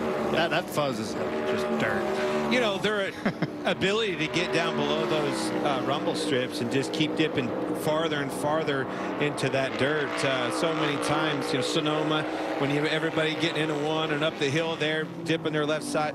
Oh, caution. My gosh. Turn 9, debris has brought out the third caution of the day. There's the dirt. Well, that's where, yeah, Denny Hamlin came back on track in turn 9. But, yeah, that's... I don't like it. Run my strategy conversation up. These guys are needing a breather. But, dang it, they caused it.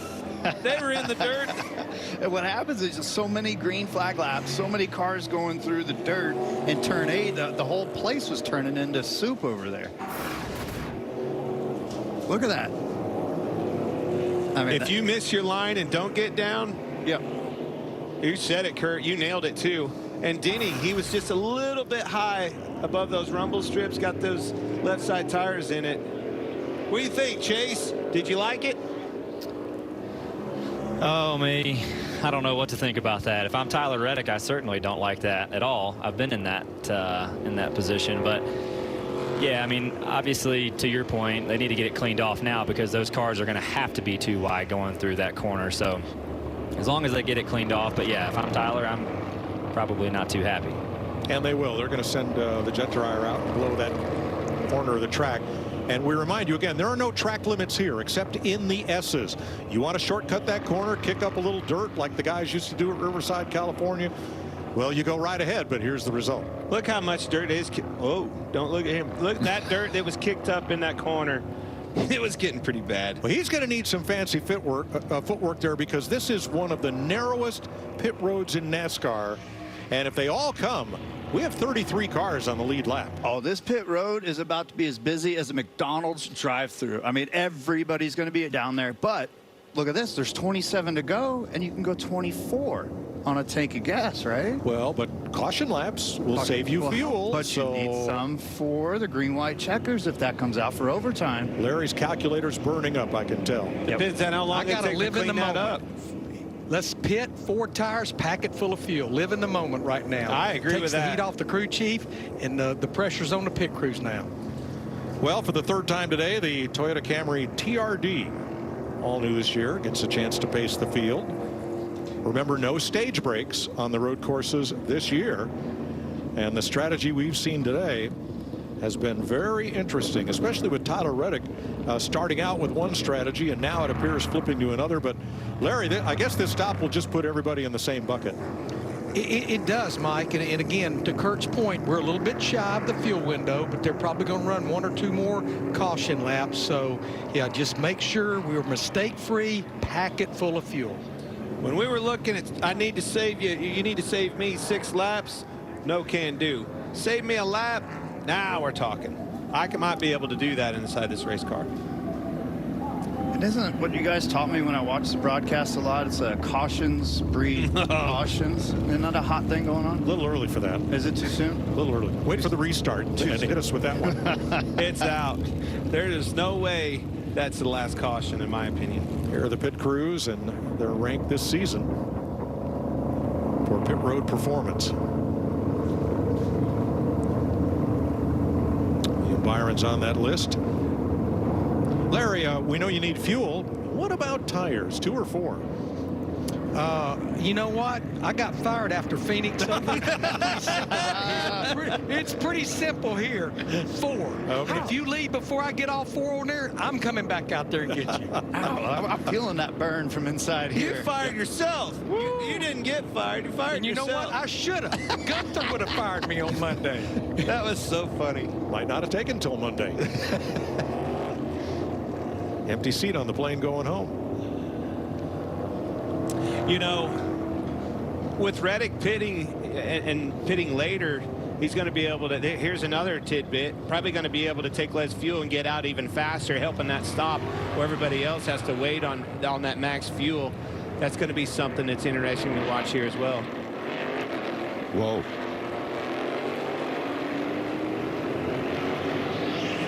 Larry, would anybody stay out? Pace car. We've been watching Joey Logano. Remember, he pitted lap 38. The minute the caution came out, he started saving fuel. We've been watching his throttle trace. And there he goes. You're right. Jamie.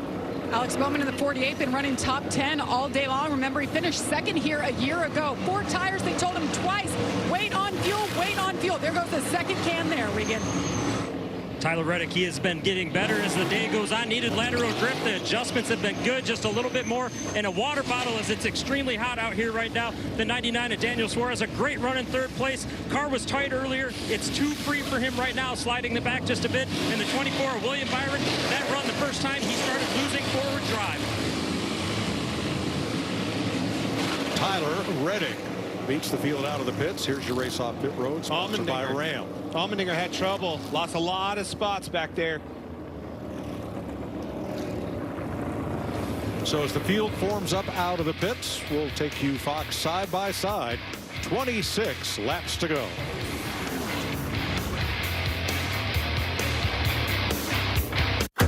T-Mobile knows whether you break down in the middle of nowhere or get a flat tire on the edge of somewhere, people everywhere trust AAA to get them back on the road. And AAA trusts T-Mobile to be their exclusive wireless partner. Because T-Mobile covers more highway miles with 5G than anyone. So with AAA's nationwide fleet connected on T-Mobile, the middle of nowhere is a lot closer than you think. I got a heart like a truck. It's been drugged through the mud. Ram owners have heart for being fearless, determined, and bold. That's why it's time for you to be a Ram.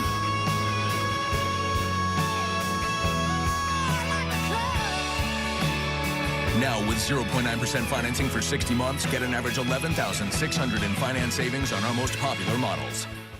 We got the house! Pods handles the driving.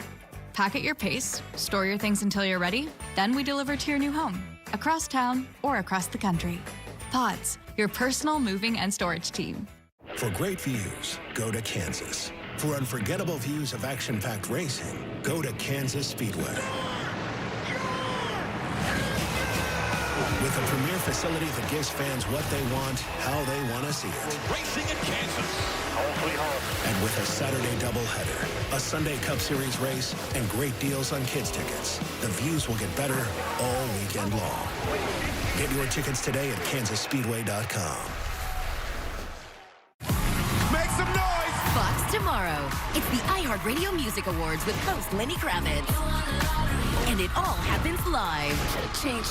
With Innovator Award recipient Taylor Swift and performances by Icon Award recipient Pink, Coldplay, Kelly Clarkson, Keith Urban, Pat Benatar and Neil Giraldo, Lotto, Money Long, Cody Johnson, and more. Thank you, iHeartRadio. I love you guys. The iHeartRadio Music Awards tomorrow live on Fox. When we call something NASCAR legends, you best know we mean it.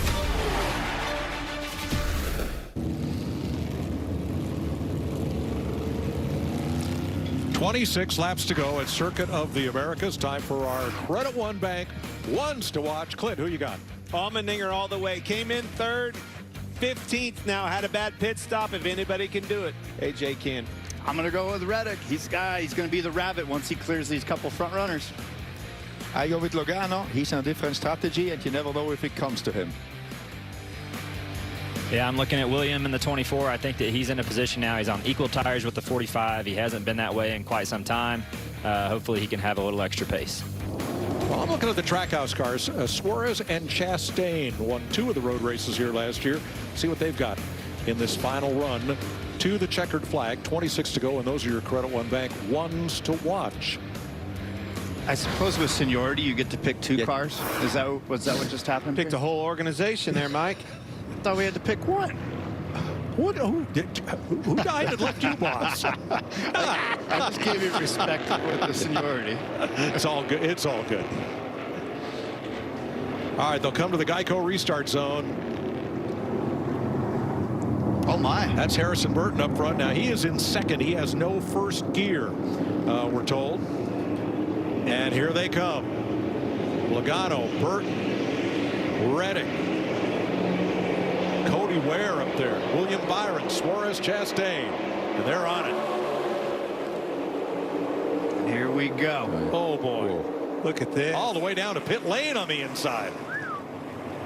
Lock him up. Oh, the 45 overshot turn 1. No, 6 wide. Right. Great move. He was just smart, staying out of it, going wide.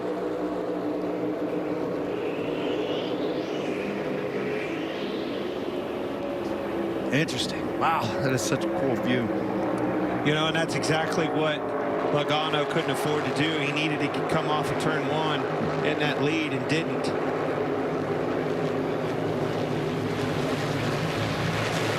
That was Brian Campy up on the box for William Byron. Former IndyCar champion, winning lead engineer. I like your pick, Mike. Chastain, new life for him. Woo. Oh, Reddick sends it. He loves those braking zones. That's got to be where the lap time and the majority of the lap time is coming from, is all these braking zones into 1, 11, and 12. So in qualifying, the difference that I saw between Byron and Reddick, Byron won the pole, and his Chevy seemed to have more speed down the straightaways. Reddick would eat him up in the braking zones. All right, well, wow. Tell you who didn't. Suarez. Big time dive bomb. Couldn't get it slowed down. Shot off the racetrack. But this is, again, the who's who of the road racing group. I mean, Byron, I would have thought he had a top 5 and a win by now, but we've got Reddick, we've got Chastain, Bowman, Suarez, and Dillon's always a little sneaky. And then Bell won the Roval last year. I mean, this is the normal, the usual suspects. You see Allmendinger on the inside there trying to dig out of that hole. Yeah, he's got his work cut out for him for sure.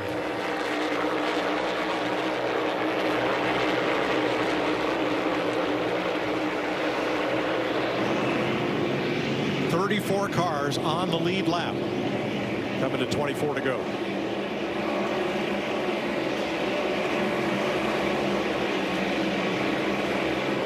I would have thought we'd seen more rooting and gouging and throwing fenders and slamming doors, but it was fairly civilized again on that restart. There's still a long way to go. I mean, you see 24 up there, but that's with 3.41 miles attached to 24 laps. So here's the replay, and I would have thought Reddick, with that Monster Energy claw to the inside, would have just cut, turned, and left. but he missed the corner. Just too deep. Yeah, he flat out handed the lead back to those guys. And they were 6 wide in the back. Wow.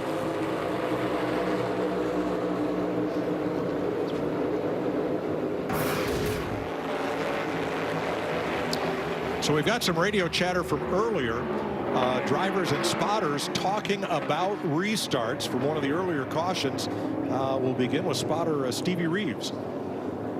Yeah, well, we're in the middle of like 4 wide right there. They're all coming up the hill. We only see the roof, so that'll help me. Yeah, that particular restart, he actually had clear all the way to the bottom if you wanted to. But I know you can't tell from them driving up the hill at you. Well, I'll if you're on this restart, maybe get a little bit more aggressive, but I don't want to take a bunch of risks now. We're fast if we have speed track. Absolutely, buddy, you got it. So yeah, let it sort out. Just work on your aggression as we go. And you're a good road racer, man. Believe in yourself. You can do this. That was from Jordan Taylor earlier in the race, and it was spot on for what we saw right off the bat. Trying to be patient, take care of that car because he knew it was fast. Aggression's the name of the game with these boys. They don't play. 6th place here.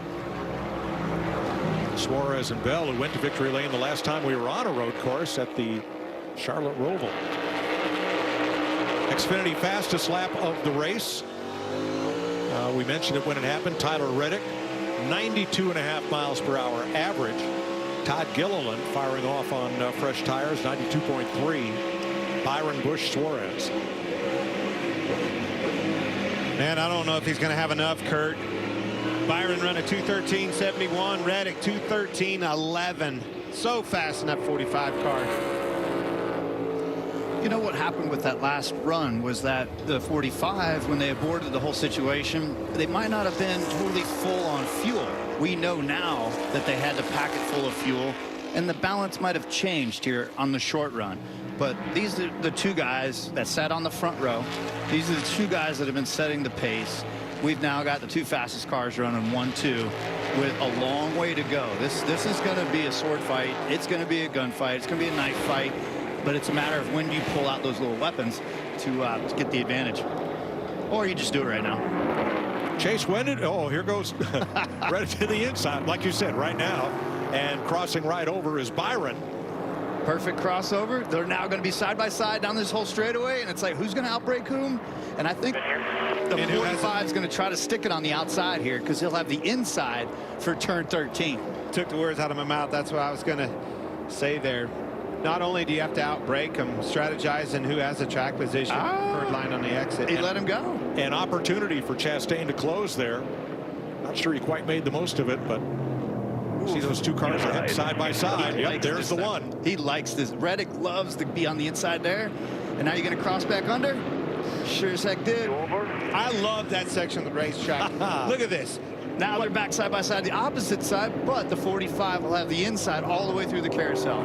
4 different opportunities in a row to cross each other back over. Can he shake him? He didn't shake him. I'm with him here. Now Byron's got the advantage. That's good racing. And they are racing each other with a lot of respect right now. Can the 45 cross back under? Gonna try. And he's not gonna quite get there. Chase, what do you think? It's a little too soon for this kind of back and forth, or you just take it where you can get it? No, I definitely don't think it's too soon, and for a couple of reasons. You know, one, as you see Tyler trying to get back to the inside of William, but again, he's going to be in a bad spot for coming back down the hill. But I think you want control of the race because the longer you're running behind somebody, the hotter your tires are get, and you're making it harder for you to make that pass later on down the road. So I think you want to get it done while you can, and I think that's why you see Tyler pushing so hard to do it. But it is interesting watching him exit 11 and coming on the front straightaway. That guy on the inside is at such a disadvantage because the grip that the paint has, and those guys want to get out there to that paint to help them get down those straightaways. All right, here's that turn 8, 9. Reddick's there. 10 is the fastest corner on the track right here, and down into 11. You're spot on, though, Kurt. This Reddick is so much faster under braking. Track position, do not waste fuel. Keep rolling. This end of the racetrack, he's just so hard to keep behind you. Hey, boys, 3-horse race now. I mean, Chastain was right there at the corner. Didn't get as good a launch off of turn 11, but if these guys keep running side by side, it'll be a 3-car race. Watch how much better he can get in the corner than William. It's been that way all day long. And now, can he close the door? Can he shove him off into the white paint area? Yes. Yes.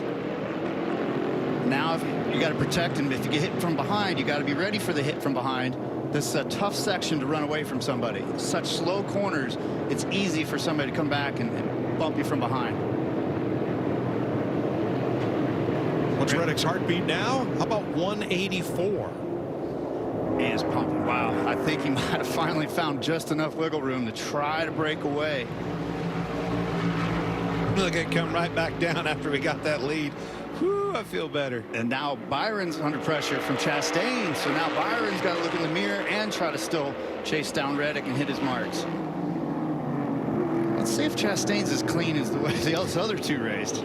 Behind Chastain is Alex Bowman with a little unfinished business with Chastain from last year's finish here. Exactly right. But that shows you again, Bowman putting himself in position. I mean, he's always there. He's like that stealthy guy that always shows up at the end of these races. Among our road course ringers, Jordan Taylor's worked his way back up into the top 20. Jenson Button 27th. Kimi Räikkönen is 29th. Connor Daly 36th.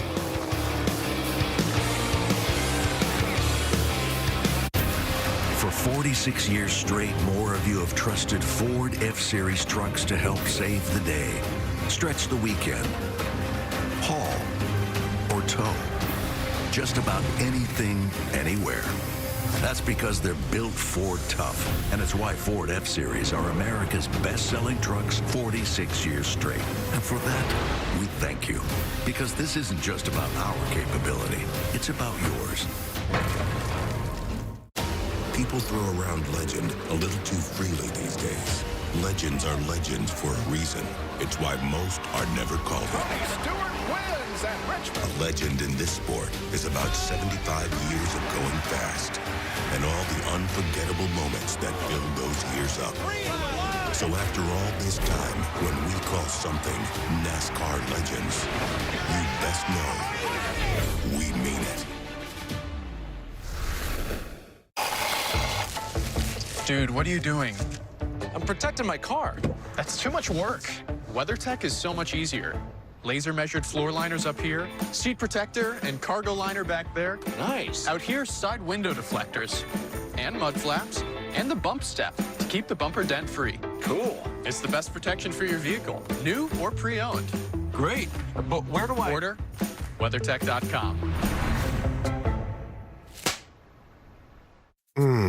Your morning coffee. Hot, delicious, comforting. But by the third or fourth cup, your stomach might not feel so good. If that sounds like you, replace your afternoon cup with 5-Hour Energy. It's perfect for when you're feeling coffeeed out. Coffee in the morning, 5-Hour Energy after. Your stomach will thank you. Discover 5-Hour Energy. This spring, explore everything Fox Nation has to offer for $1.99 a month when you sign up for a yearly plan. Experience new stories that will renew your faith. Get Fox Nation for $1.99 a month when you sign up for a yearly plan. Available for a limited time. Saturdays, baseball's best are showing out on Fox. The biggest games on the best day of the week. MLB on Fox returns Saturday at 3:30 Eastern. Here is where it must be left on the track. Blow those rear tires off us, bud. And now is when the future is written in the NASCAR Craftsman Truck Series.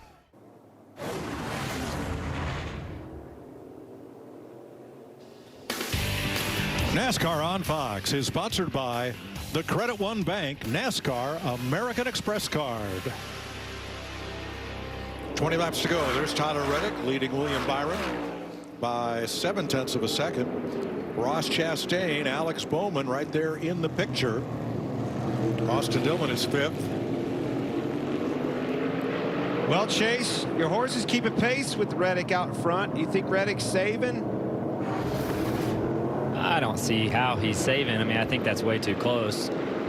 Maybe if he had 5-10 car lengths, but I mean, we just watched him during the break there. He was covering turn 1 on the braking zone, so I don't think so. I do think what we talked about earlier, though, with him running behind William for so long, I feel like that did hurt his tire. So it's like broke. Kyle has a toe link broke. Yep. This is going to be interesting if he can get it around there. I'm in right side. He should be able to. That's a tough break. Again, might have been from that hit earlier. Finally just fatigue wore out. A tough day for Kyle. Fast race car. Got taken out by Bubba Wallace getting into turn 12. Should be able to limp that around. He's only a couple corners away from pit entry. As long as he can get to pit road, we can save a caution here. Ryan Preece's day just came undone. He got penalized for shortcutting the S's, and on his pass down pit road, he was speeding. So he'll be back. Our Jensen Button in 27th.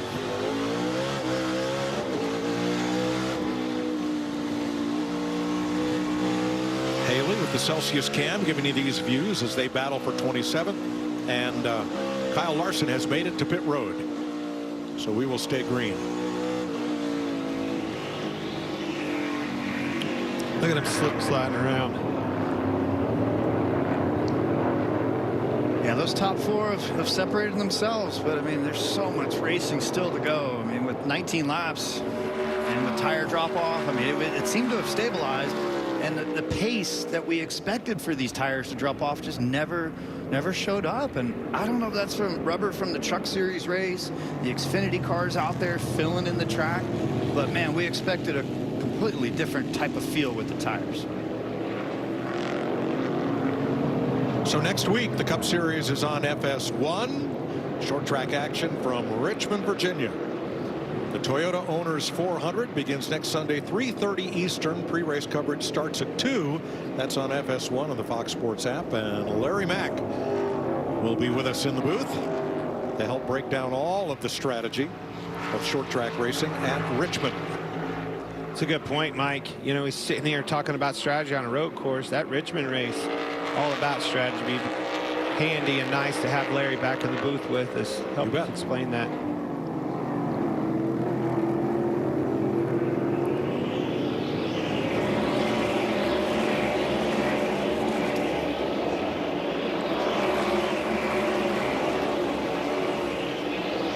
Regan? Well, Mike, we've talked about the 16 of A.J. Allmendinger and how they have had trouble with the radios all day long. And you see going on the pit sign right now, that is going to say 2 laps short. They believe they're 2 laps short on fuel. A lot of nerves up and down pit road right now in terms of if they can make it if this race goes green. Well, I'll tell you, Regan, the guy that needs to read that sign is going too fast to read that sign. Look at that sign. One says stay out, one says too short. Man, you're gonna have to have that out in front of him pretty good to be able to see it.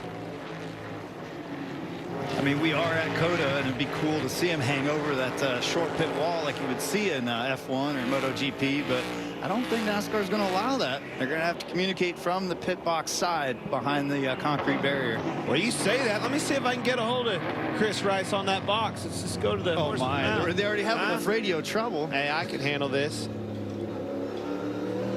Hey, Chris Rice, it's Porter up in the booth. You got me? Yes, sir, I got you. You got me? Yeah, I do. Tell me what you're doing there. Driver can't hear you? Nah, he hadn't been able to hear us all day. So we're trying to let him know he's a couple of laps short. We had to pit right there and didn't have a really good stop. And, 2 laps short, he told us to give him a sign. So we're going to show him a sign. Back like late model days. Old school. I dig it, man. Fast race car. Anybody can get it here at the end of this thing on these restarts. You see him getting by another one right there. It's him. Yeah, he's a rock star, man. He does a good job. Hey, we're having this kind of day, but, our Cup program is just getting better and better. We only have second year in, so he'll make us better, and we'll get better from this, and we'll be ready for the next road course. So we're just going to keep digging, try to get top 10 out of it, and that's what it's all about. Thanks, bud. Allmendinger just passing Joey Logano and moving back into the top 10. Yeah, it just shows you how costly, these spots are so hard to come by. Costly pit stop for them. Then the fact on a restart, all right, I got to be aggressive. Well, now I can't even hear my spotters. I don't know if I'm outside of 3, 5, 12. I don't know where I'm at. Yeah, it's tough. I mean, when there's one little thing wrong and then it just starts to snowball. But, Allmendinger, he's way cool behind the wheel. He doesn't get upset about anything. What? All right, now let's listen in on the 45 talking fuel. We are 1 lap short along with the 24. The one looks to be the best in the best shape. So we got to keep the lead, do what we can to save. 17 to go. Chase, how you going to save me a lap? Well, with those guys being right behind him, that's going to be tough. I guess the question then comes: I think trying to save it throughout your run is the best thing you can do, just a little bit at a time. The other option is you run hard and hope for a caution, or you just say, hey, look, we're not going to make it. We have to do what we have to do to go from here. But it's so hard to give up the lead. But I do think now he is managing that gap, and I do think he is saving. But saving a lap under green is going to be a tall order. Absolutely. Where I see him doing that, we talked about, Kurt kept pointing it out, his strong suit getting into the corner. I think he's backing them corners up, idling that thing in there, shifts over there around the carousel, maybe hit third and be a little bit slower in there. Give up in the areas that don't matter the most. 100%. It's tough, but good information there from Billy Scott. The 24 is in the same boat you are. So earlier, with 17 to go, that's the best information you can get. So 17 laps remaining in the EchoPark Automotive Grand Prix. And all of you at home have a chance to buy two-time Daytona 500 winner Michael Waltrip's Jeep Wrangler. Just go to EchoPark.com for details. I did a walkthrough with that car too. Not a scratch on it. Had all the fenders on it. Tires weren't wore out. I couldn't believe that was his car. Would you buy his car? No, I don't. I was going to ask you, are you going to buy it? You're talking so good about it. I think you need a new Jeep. No chance I'm buying one of his cars. Come on, buy a Jeep. Maybe. All right, Reddick leading William Byron by 0.6 of a second, and both trying to save fuel as we go side by side.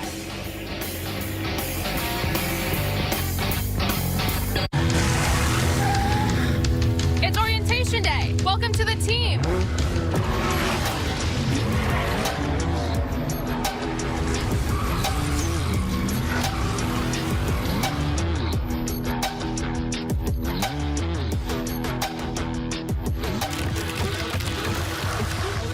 Who wants to race? I like this team. Be part of something greater. Toyota. Let's go places.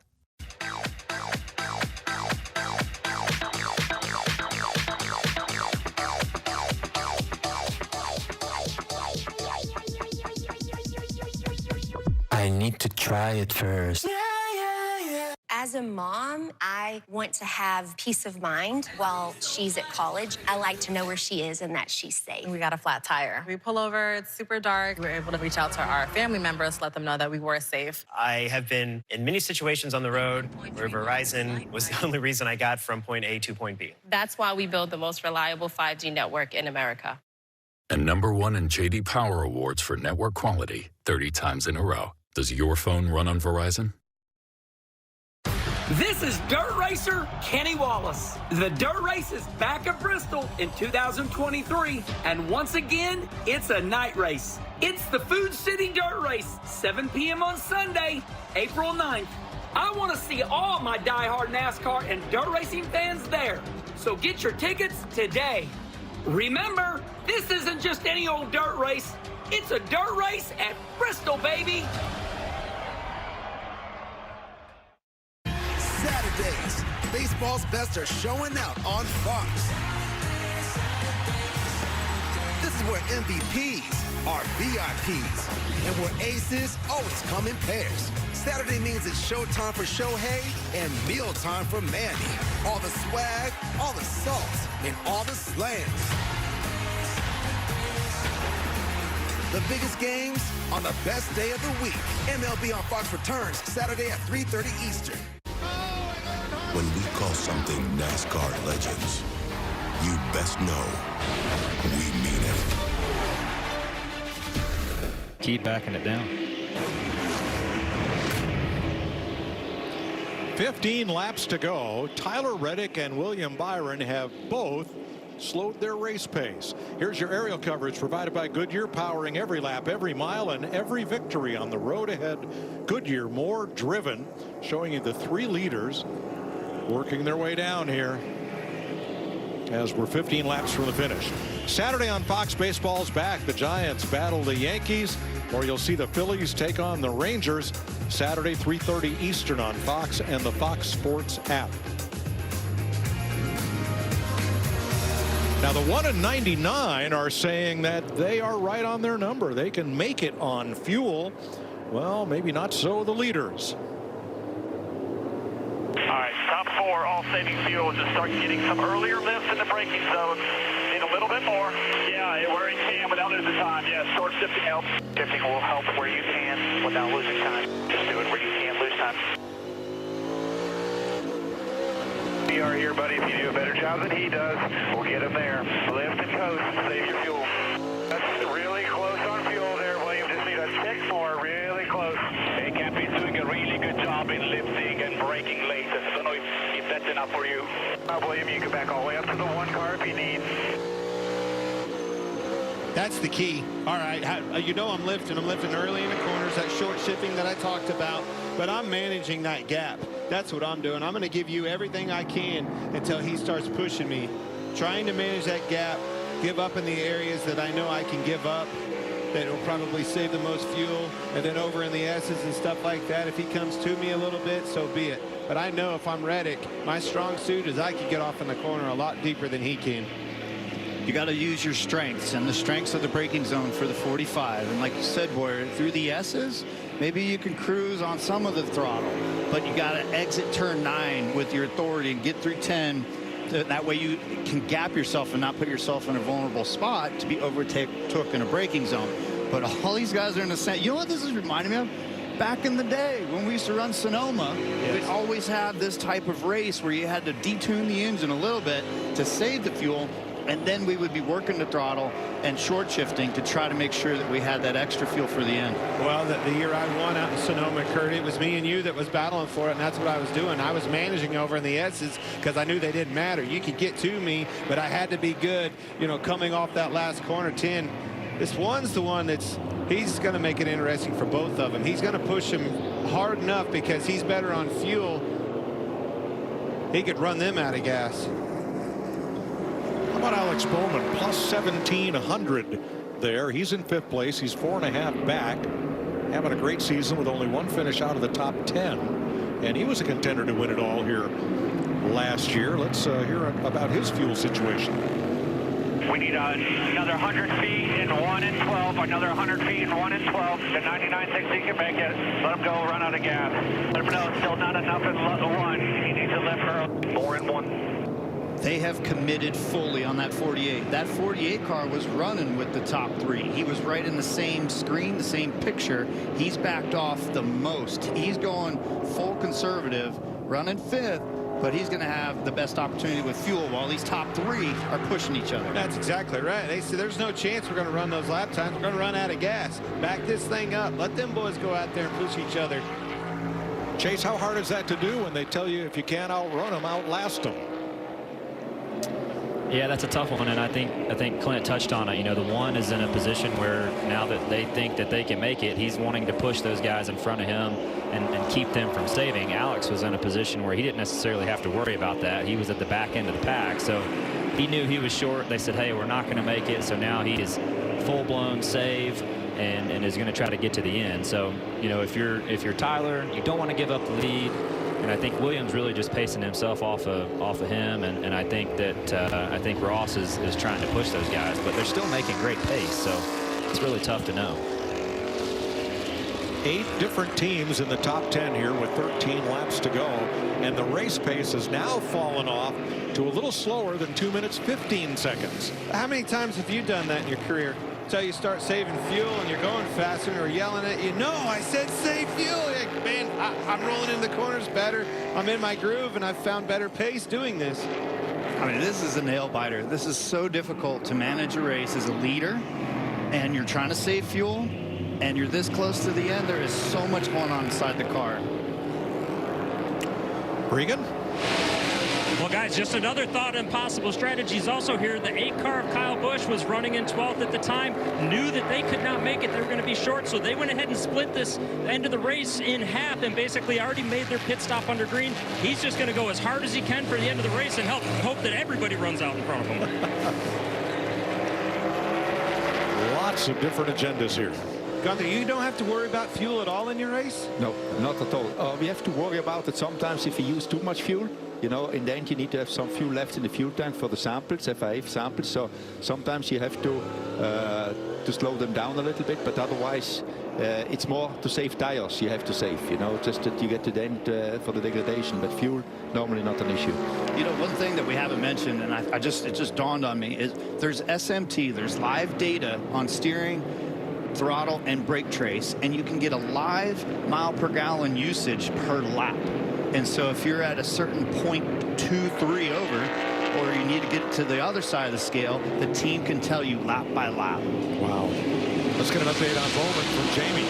And Alex Bowman 5th right now. The team just told him run 80% wherever you can. We're going to be about a handful of laps short. They also heard that the 99 was good on fuel, so they let him go by. So certainly keeping an eye on Bowman, who seems like they're down at least 5 laps short right now.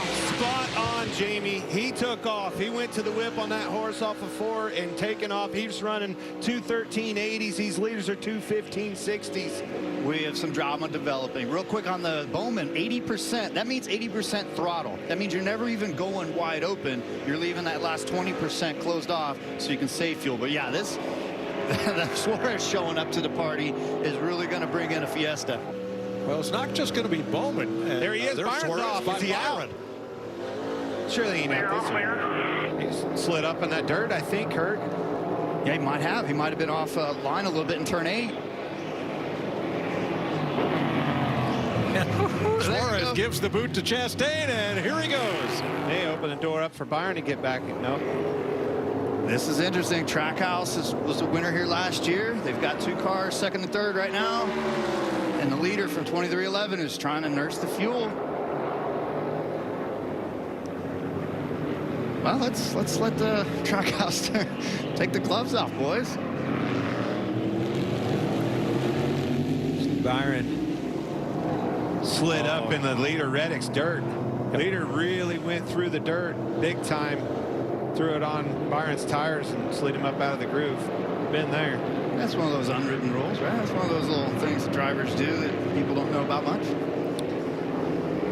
There's just that little bit of boost there. Excuse me, pardon me, coming through. It's like I've been given the green light. Oh my. Brad Keselowski. That's looking for a safe harbor, and I don't think he's going to get there. Nope.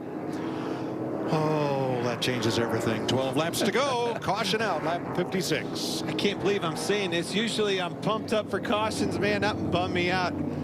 Boy, the suspense was getting after it, wasn't it? That was getting big with the fuel thing. Everything starts new now. Now it's back on, on your pit crew. The last little fine adjustments. Back to a race here with, what, 9 probably to go. Yeah. Well, Larry, what does that do for us? Am I taking fuel, all of it? This is going to get interesting. I'll tell you when we come back from commercial break. How about that, Clint?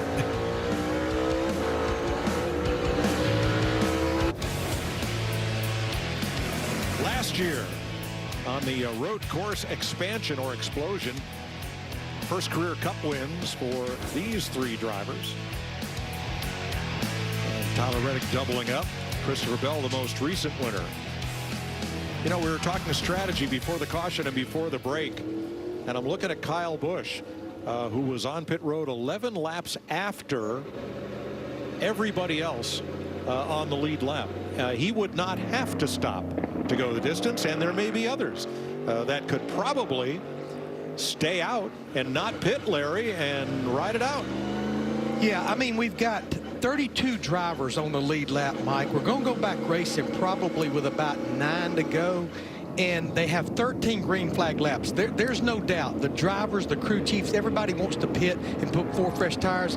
But I can almost promise you there's going to be a number of them that roll the dice and try it, especially those in the back. As I've always said, if you follow the leader, you know what? You're going to follow the leader.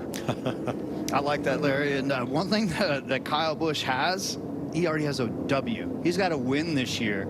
So you may as well just go for the gamble and go start up on that front row if you can get it. I think there's, well, let's see, Denny Hamlin, Kimi Räikkönen, Ryan Prix, Cody Ware, all in the same situation. They pitted about the same time as Kyle Busch, so I would expect most of them to stay out. That's it. Pits are open. If you stay out, you can't be the lone wolf. You'll never make it. But these few laps under caution help those leaders gain the fuel back that they needed, but they've got nothing for a green-white checker. I mean, you could try 2 tires or something. What 2 do you put on it? I mean, try to set yourself apart. Man, I just want a good pit stop. Get me a fast pit stop. Here we go. Everybody at the front is coming. Jamie? Alex Bowman's the first pit box here. He gave information to the team. I haven't gone that hard. It makes you wonder if they'll take rights only. They don't have to wait on the fuel. You see they'll use that 1 can there. They used a code word. Yep, right now they just called 4 tires for the 48. Regan. Well, the 1 car, Ross Chastain, they've been making gains on that car all day long. At one point earlier today was chattering the rear tires, but he's happy with it at the moment. The 45 of Tyler Reddick needs a little bit more rear lateral grip, and the 99 of Daniel Suarez said, just give me a little bit of extra air pressure for the end of this run. So here's your race off pit road. Oh, no. Sponsored by Ram. Big time trouble on that Chastain car way back there. Holy smokes. So Reddick is the first off pit road, but he will not be the leader. At least 5 cars stayed out. Christopher Bell, Kyle Busch. Here's a look at the Chastain pit stop. Hamlin, Räikkönen, and Prix all stayed out. Right. Didn't have that nut on. Jack that thing back up. It's not on. Got it. His teammate Suarez had trouble too. Not a good pit stop for Trackhouse Racing. They're always some of the best on pit road. So Tyler Reddick will come out 12th in line. This will cycle through. We'll update. They now have him 6th. 5 cars stayed out. Reddick will be 6th, Byron 7th, Suarez 8th, Bowman 9th, Austin Dillon 10th. The 5 drivers who stayed out once again: Christopher Bell, Kyle Busch, Denny Hamlin, Kimi Räikkönen, Ryan Prix.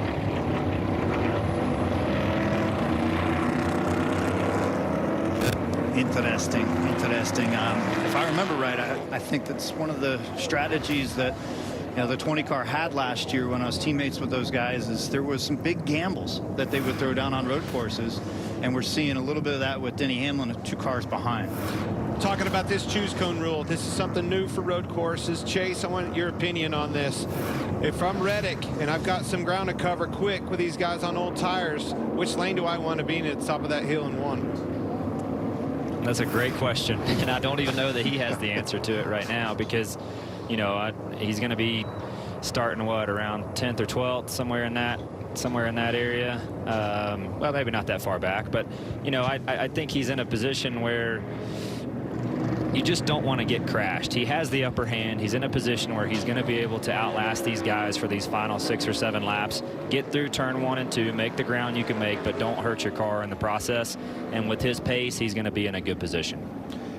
2 fellows I want to watch are Denny Hamlin and Ryan Prix. They both overcame penalties, and they both, I think, fit the adage, I'd rather be lucky than good any day. This race has fallen right in their laps. And Larry informs me the 11 and the 41 only have 1 green flag lap on their tires. So, of course, they stayed out. Boy, Kurt, are they going to get through turn 1? Some of them will. Yeah. I'm looking at timing and scoring, and it shows that Räikkönen last pitted with the same grouping of cars. So Busch, Hamlin, Räikkönen, and Prix, according to this data, So this has got all the makings of what a typical NASCAR race has at the end. And this is the survival on which lane you end up in and what kind of luck you have. I mean, a car to watch that I'm going to just stay glued to is Raikkonen. Like, welcome to the show, boys. This is what you've built up for. So it's going to be pretty wild with all these different cars and in which lane they chose. Bell's the one with those 13-lap tires that have big-time disadvantage. You know, the guys that pick behind him, you need to spit him out as fast as possible. All right, Gunter, Kimi Raikkonen. 1 green flag lap on his tires. He's sitting here in 4th place. What are we going to see? See if he can stay cooler. You know, I think he can. Hopefully he doesn't get into trouble, but I think he's a veteran enough of racing that he stays out of trouble. But you never know with these guys. When they got the possibility, they try to be there, and Kim is one of them. I mean, he was a world champion, so. Well, now you know why every seat up at turn 1 has been sold, and they've just told Raikkonen on the radio, be aggressive on this restart. Be aggressive and be ready for contact. That's what you have to be as an open wheel guy. Be ready for contact with these stock cars. Here we go. Man, a great jump for Bell. Denny didn't get a good jump at all. Reddick already is inside. Great restart for Reddick. Look at him crazy. All over the place. Raikkonen Prix way outside and 1 car around Austin Dillon. Well, more than 1 car around. That is that Chastain? Chastain as well. Well, that was ugly. Chastain's broke left rear. Allmendinger was involved as well. We may have another caution here. Look at that. Reddick to Reddick the point. was able to grab the lead from that 3rd row. That's incredible. I mean, just for the braking zones that he's been able to capitalize on. Caution. I was going to say, they're probably going to be caution with debris and cars not rolling. They'll have to remove Ross Chastain's car. Well, let's re-rack him. Remember, he had a bad pit stop, and that's how he ended up back there. You'll see that light blue number 1 come into view here. Love this drone footage. You see the baby blue car in far right, and there's going to be about 5 guys to his inside.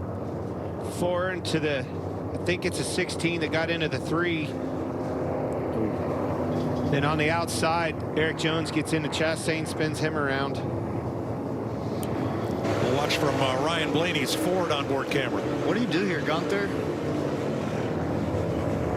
Hope and pray? Yeah, that's the only thing you can do in the middle of there. That's the only thing you can do. All right, Kurt, now you can say it. Cautions breed cautions. Okay, all right. Yep. Look, Denny out there off the racetrack. And Allmendinger with a flat right front. And maybe more. Ford got into the back of, I think that was who that was, into the back of him. That put him into the back of the 31 or the 3 and turned him around.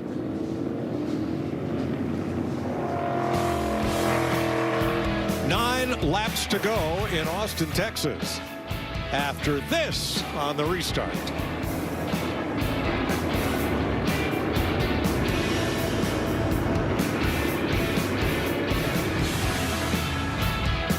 Thanks, bro.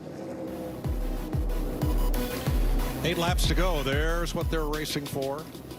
The EchoPark Automotive Grand Prix trophy in the shape of Circuit of the Americas.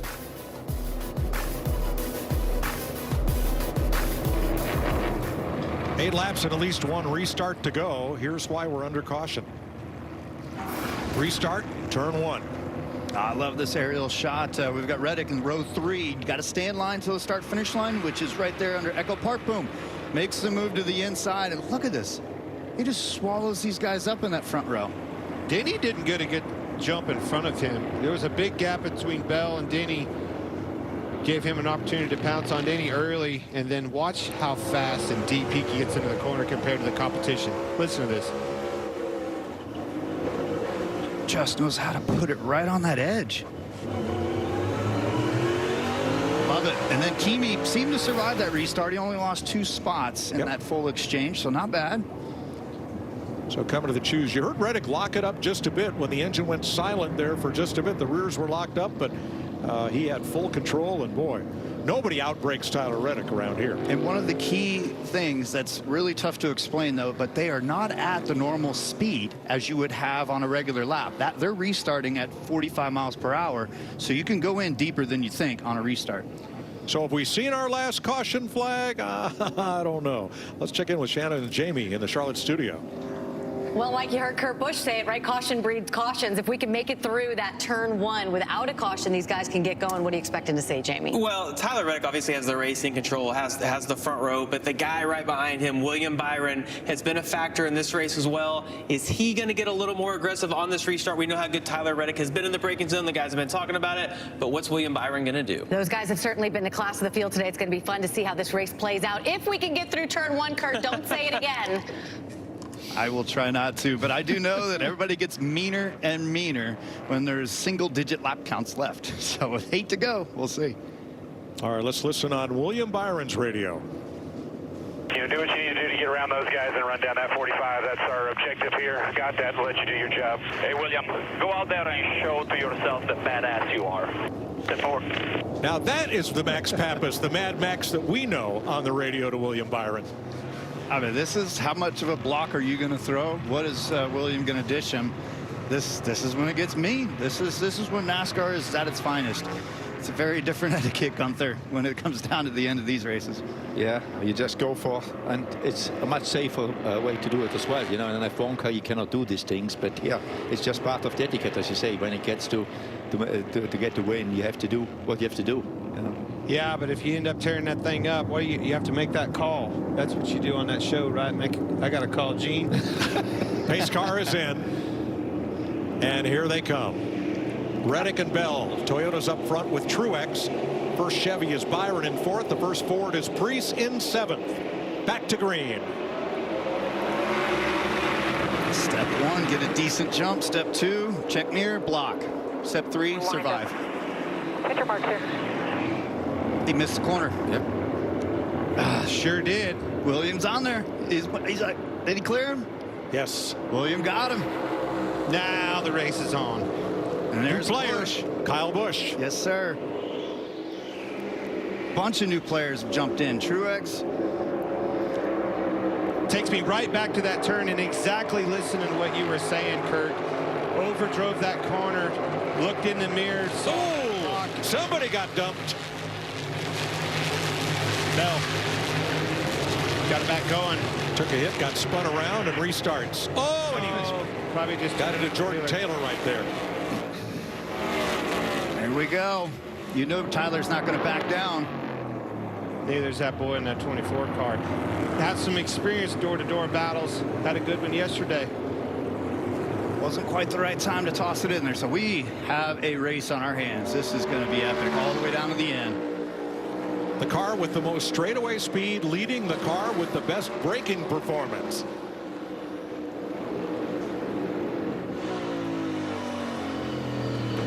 Turn 12, sharp left-hander, and now you go into the stadium section. 2 rights, 2 lefts, bunch of different apexes and mix. Oh, we'll slip up. It's too far away to throw anything in there right now. Truex looking inside for third. Yeah, it doesn't look like Kyle Busch can maintain the pace that he needs to hang with those top 2. So Truex is going to be all over him here. A.J. Allmendinger has taken his car to the garage. Such a hard thing to stay out of that mirror, especially when you know the car behind you's strong suit is getting into the corner, Kurt. Suarez coming back with Bowman right in his draft.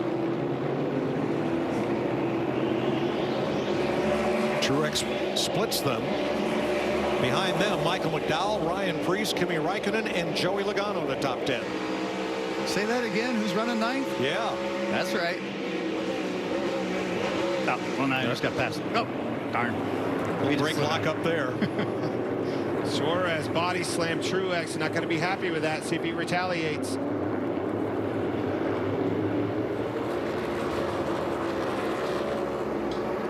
Meanwhile, back at the front, these guys are just mirroring each other. One's fast in one section, one's fast in another section. This is where Tyler usually is at his best through here. And it's like Williams seems to be better on the other side of the track. Here comes that braking zone. I don't think he's close enough yet. I don't think think so. He's just going to be focused on corner exit here. William is doing such a good job of making sure he's good on the corners that count. And what I mean by that is that 10 that sets up that braking zone in 11, got off of 11 good's going to seize got another good gap. No way he could dive bomb him from that far back, getting into another passing zone in 12. Yeah, it's that magical distance right there. Tyler knows that he can't make up that much distance on a braking zone. So it could be a little cat and mouse. Man, these guys are working it.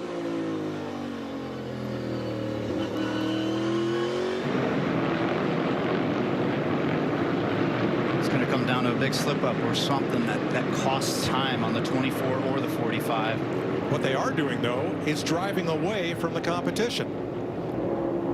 Yeah, it does look like the 8 car. If Kyle Busch stabilized, he's now holding third with a decent gap.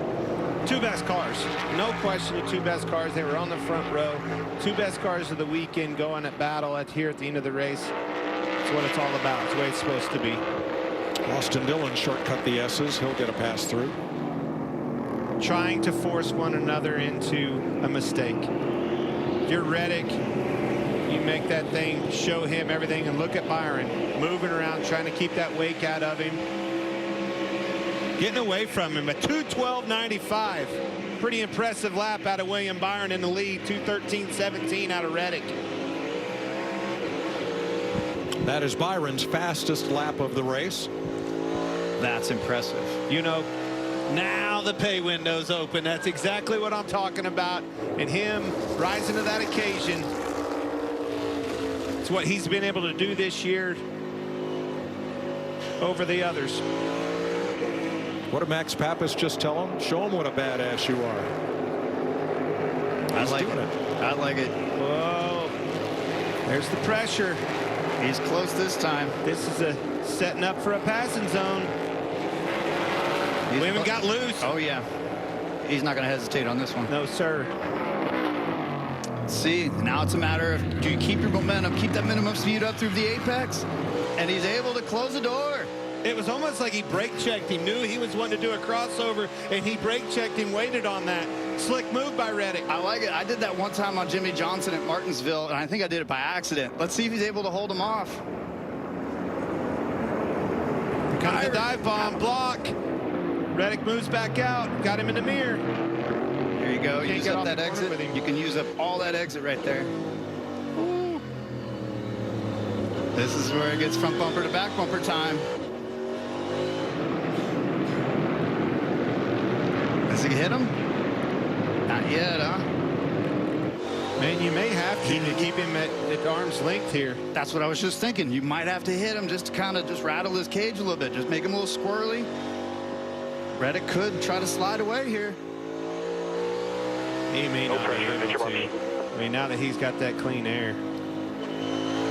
That's what I was saying. The 24 might need to pull a little trick out of the bag. Well, and that trick is roughing him up. I mean, let's just face it. You're going to have, if you get close enough to him, rough him up and rattle his cage. But that's it. Like, if you don't have that next opportunity to do it, you lost your chance. So this will be an interesting lap to see what kind of lap time these guys are going to lay down. That's a lot of discipline right there out of Reddick. He backed that corner up, overdrove one for that restart, and handed that lead to William Byron.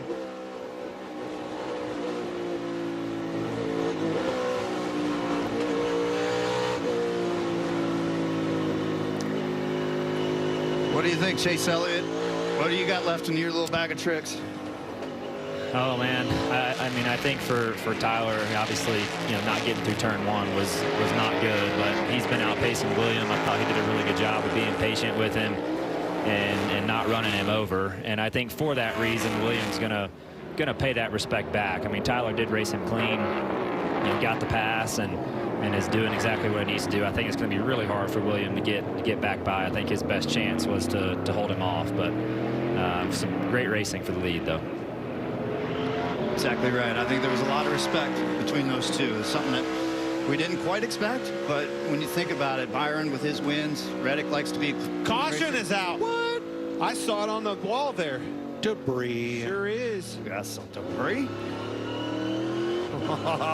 Interesting. Clint, did you throw dirt down again? Just when we thought we had this settled.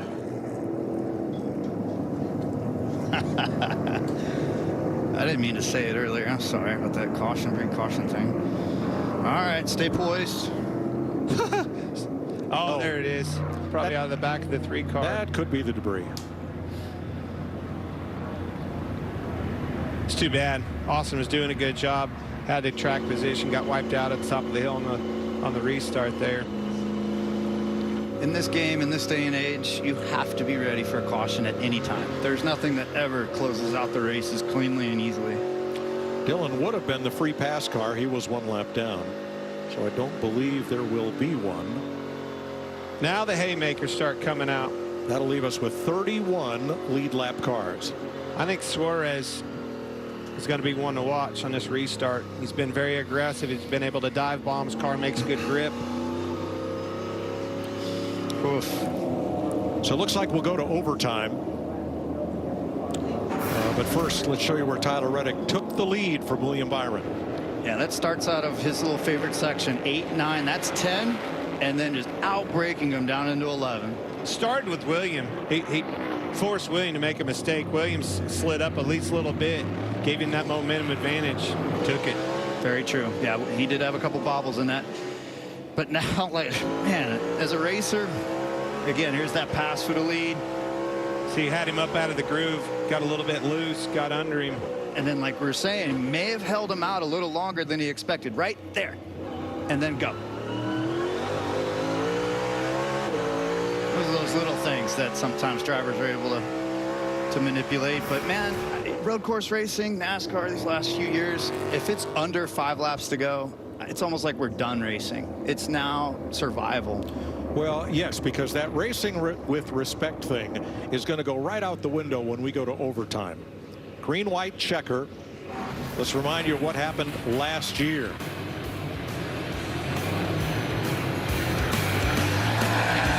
A.J. Allmendinger. Bowman the leader, but Chastain sends Allmendinger into Bowman and drives away to victory. Well, that was the aftermath. And I know A.J. was upset, but A.J. moved him getting into 12. That was all kind of a back and forth situation, and obviously Chastain made the last punt that finished him off. But that's exactly what can happen and probably will happen right here at the end. Tyler Reddick, radio. On these restarts, I just can't find a good spot to get into 1. Yep, 10-4. Think about what you were using for your marker and just look around for something else that might be more notable. Got a couple of caution laps here to check it out. What he means by that, you just don't use the same, you know, obviously your markers and everything else aren't the same getting into 1 as they are in race conditions. Trying to find that spot of where too far is in a sweet spot, and oh, by the way, you're looking in the rearview mirror to make sure that somebody's not going to run you over. A lot going on there. Yeah, he needs to build up that confidence. I mean, he came from the 3rd row back one time and left with the lead. Now he's the leader. He just needs to know and feel it from where he needs to brake and where he needs to cut and get the heck out of there. Look at those restart ranks this season. William Byron 4th in restart performance. Tyler Reddick 10th. And a quick update on our road course ringers. Kimi Räikkönen holding his own there at 17th. Jordan Taylor is rebounded for 20th. Jenson Button is 26th. They are all on the lead lap. I mean, Räikkönen was just 4th. Well, that was a restart or so ago, yes. It's crazy how things can change real quick. Well, look at Truex. Look at, you know, McDowell, Priest, Logano, guys, Briscoe that you didn't see, you know, up front at all day long. That caution come out untimely, and it really laid right in their lap. So we're going to have one more try at it at least, because NASCAR's overtime rules provide that we will keep restarting until the leader crosses the line with 1 lap to go under the green flag. Once that happens, the next flag will end the race.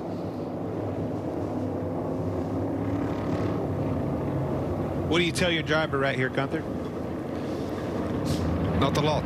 I mean, drivers, you know, you just say, do the best you can, but they know that. I think at this point to speak with them, I think it's better that they keep their focus on what they need to do. Sometimes less is more, and they know exactly what's going on. I mean, if they've got something to ask, they ask like Reddick did before, you know, I'm struggling on the restarts, but normally, just in these situations when something comes like this, I always leave them alone, leave them to themselves. I'm coming at you in a different way then. I'm going to ask it again. Which one of them horses you want out there? Which one? Which driver do you want in what car do you want driving for you? I mean, it's between Reddick and Byron, I think, at this time. So yep. I would say Byron did a better job in the restarts today. You know, when they were in the front, you know, not when they were behind. Reddick did a good start as well and gained a lot of stuff. But you know, when you're in the first lane, you need to have the confidence. Yeah. That is what you have to have. What the soul is exactly going into that turn, being confident I can do it. Sometimes it goes well, sometimes not. So Chase, do you want Williams starting next to Reddick or right behind him? I was really just thinking about that too, and it's interesting listening to your point of view, Gunther, especially just with the way these restarts are different than what you see on the F1 side. But if I'm William, I think I really consider second row inside, because I think if you're on that front row, if somebody is going to bulldoze Tyler out of the way, which odds are pretty good, I think Tyler's in a really tough spot being the leader. If you're in the outside of that first row, you're going with him, and you're likely going to be in a lot of trouble too. So I think if you're William, you think about lining up third and putting yourself on offense and hoping for the best. Tyler's blown 2 of these restarts today going wide out of 1. So that's a really good point. Yeah. Whole nother strategy. All right, so Tyler Reddick got some advice on the radio. In line, take your defensive moves there, so you don't have to be turning when you get down closer into the corner. You don't want to be turning and changing lanes in a braking zone. Take the defensive move before you start braking, and then just make sure you get back to your corner speed. Your corner speed on these restarts has been a little bit more than race laps. That's what leads to not being able to get the exit. Copy. Good advice. Thank you. I like it. That's Billy Scott helping him find that confidence and find tools in his toolbox. Here's the choose sector. And goes back to the outside. Goes to the outside. And it's interesting. I think Kyle Busch is in the right spot. I was just going to mention him. It's funny you say that, because he has a win. He's got nothing to lose. Right. And that's they just both kind of swap cars in a sense. That's interesting. But to calm Reddick down and just give him that bit of confidence, now I know he feels better, and I think he's going to be able to execute it. Kyle Busch was 26th prior to the caution at lap 58. That was 8 laps and a couple of cautions ago. Kyle would have to do exactly what Chase is talking about, though. You got to get to the top of the hill, and you're going to have to give the 45 the boot, 45 into Byron on the outside, and there's your hole. I don't know that Kyle will do that, though. I really don't, unless you have the pressure from behind. I agree. I agree completely. And if I'm Tyler in this situation, I feel like he's surrounded in front and behind by some drivers who are respectable guys who he's been racing with throughout the day. They've shown each other respect. I don't see any of those guys running through him like some others might. 99. Daniel Suarez had not seen his mom in several months, had not seen his sister in over a year. But they drove 6.5 hours to Austin from their hometown, Monterrey, Mexico. They're here for this weekend's race. And they might just be in victory lane. I told you, keep an eye out for him. I think he's the quiet one here with a pretty good opportunity if these racers get side by side, beating and banging on each other. If it ain't at the top of the hill, it could be through the messes. Don't forget about the dirt. Yeah, Suarez, he won at Sonoma last year, but he likes this stuff. He likes the contact. He likes finding ways to find the new hole and to get out and squirt out into the lead. I mean, he's a wild card for sure. Well, he ain't afraid to make a hole. Nope, not at all. Right now, there's nobody in the top 12 that can't win it. All right, we're going to overtime, sponsored by Credit One Bank. Green, white checker.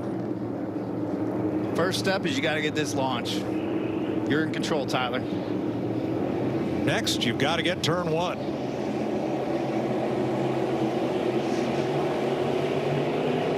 Green flag. It's pretty slow. Everybody's right there. In line here. Still in line. All right.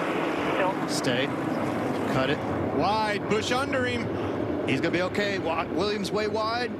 Tyler's got the right line. And Kyle Busch is right there. Greg's in around, several cars around in the back. How about that? Now you got Kyle Busch. The car you used to race is now your blocker back there in P2.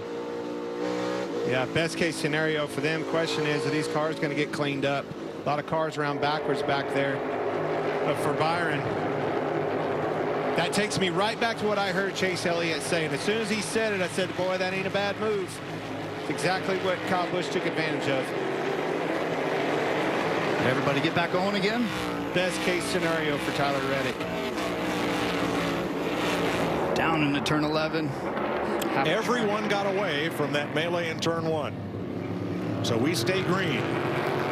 Get around here to this white flag if you're Tyler Reddick. Roll, buddy, roll. Nice lead. This is where you're in the car, right, Clint? You're like, no whammies. No whammies. You don't want anything to pop up to create a yellow. You've got a nice gap. You just got to get back to the line and take the white. Oh, no. That ain't going to be enough. No though. whammies. Can't throw a caution for that. That's where there was a caution before. Through the stadium. For that debris all over the racetrack, though. It's still green.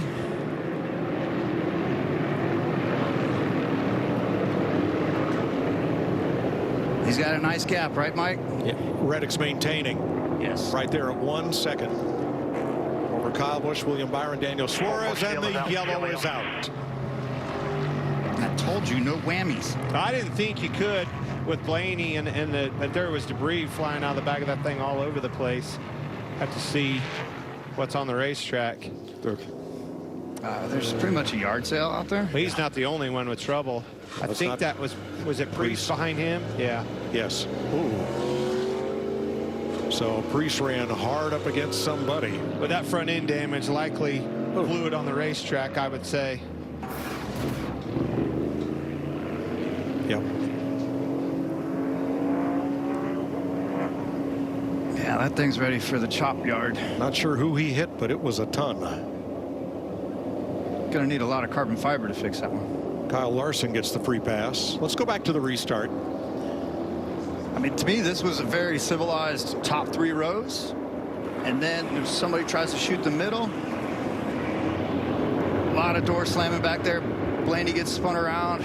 Oh, there's where Prix got turned and hit. And that was the start of the pileup back there. The issue is the funnel effect because the gravel sneaks up on you on the exit of this corner. Watch the gravel way out there, and the car's got to jump back on. Prix, the red car, way on the outside, and he's going to be in trouble right here. Had to do exactly what Kurt was talking about. Had to get back down to stay out of that gravel. Gets turned around. From Ryan Blaney.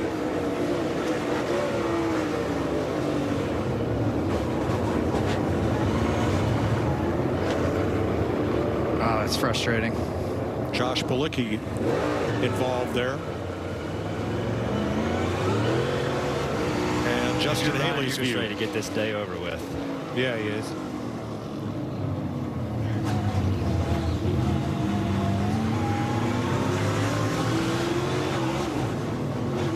Wow.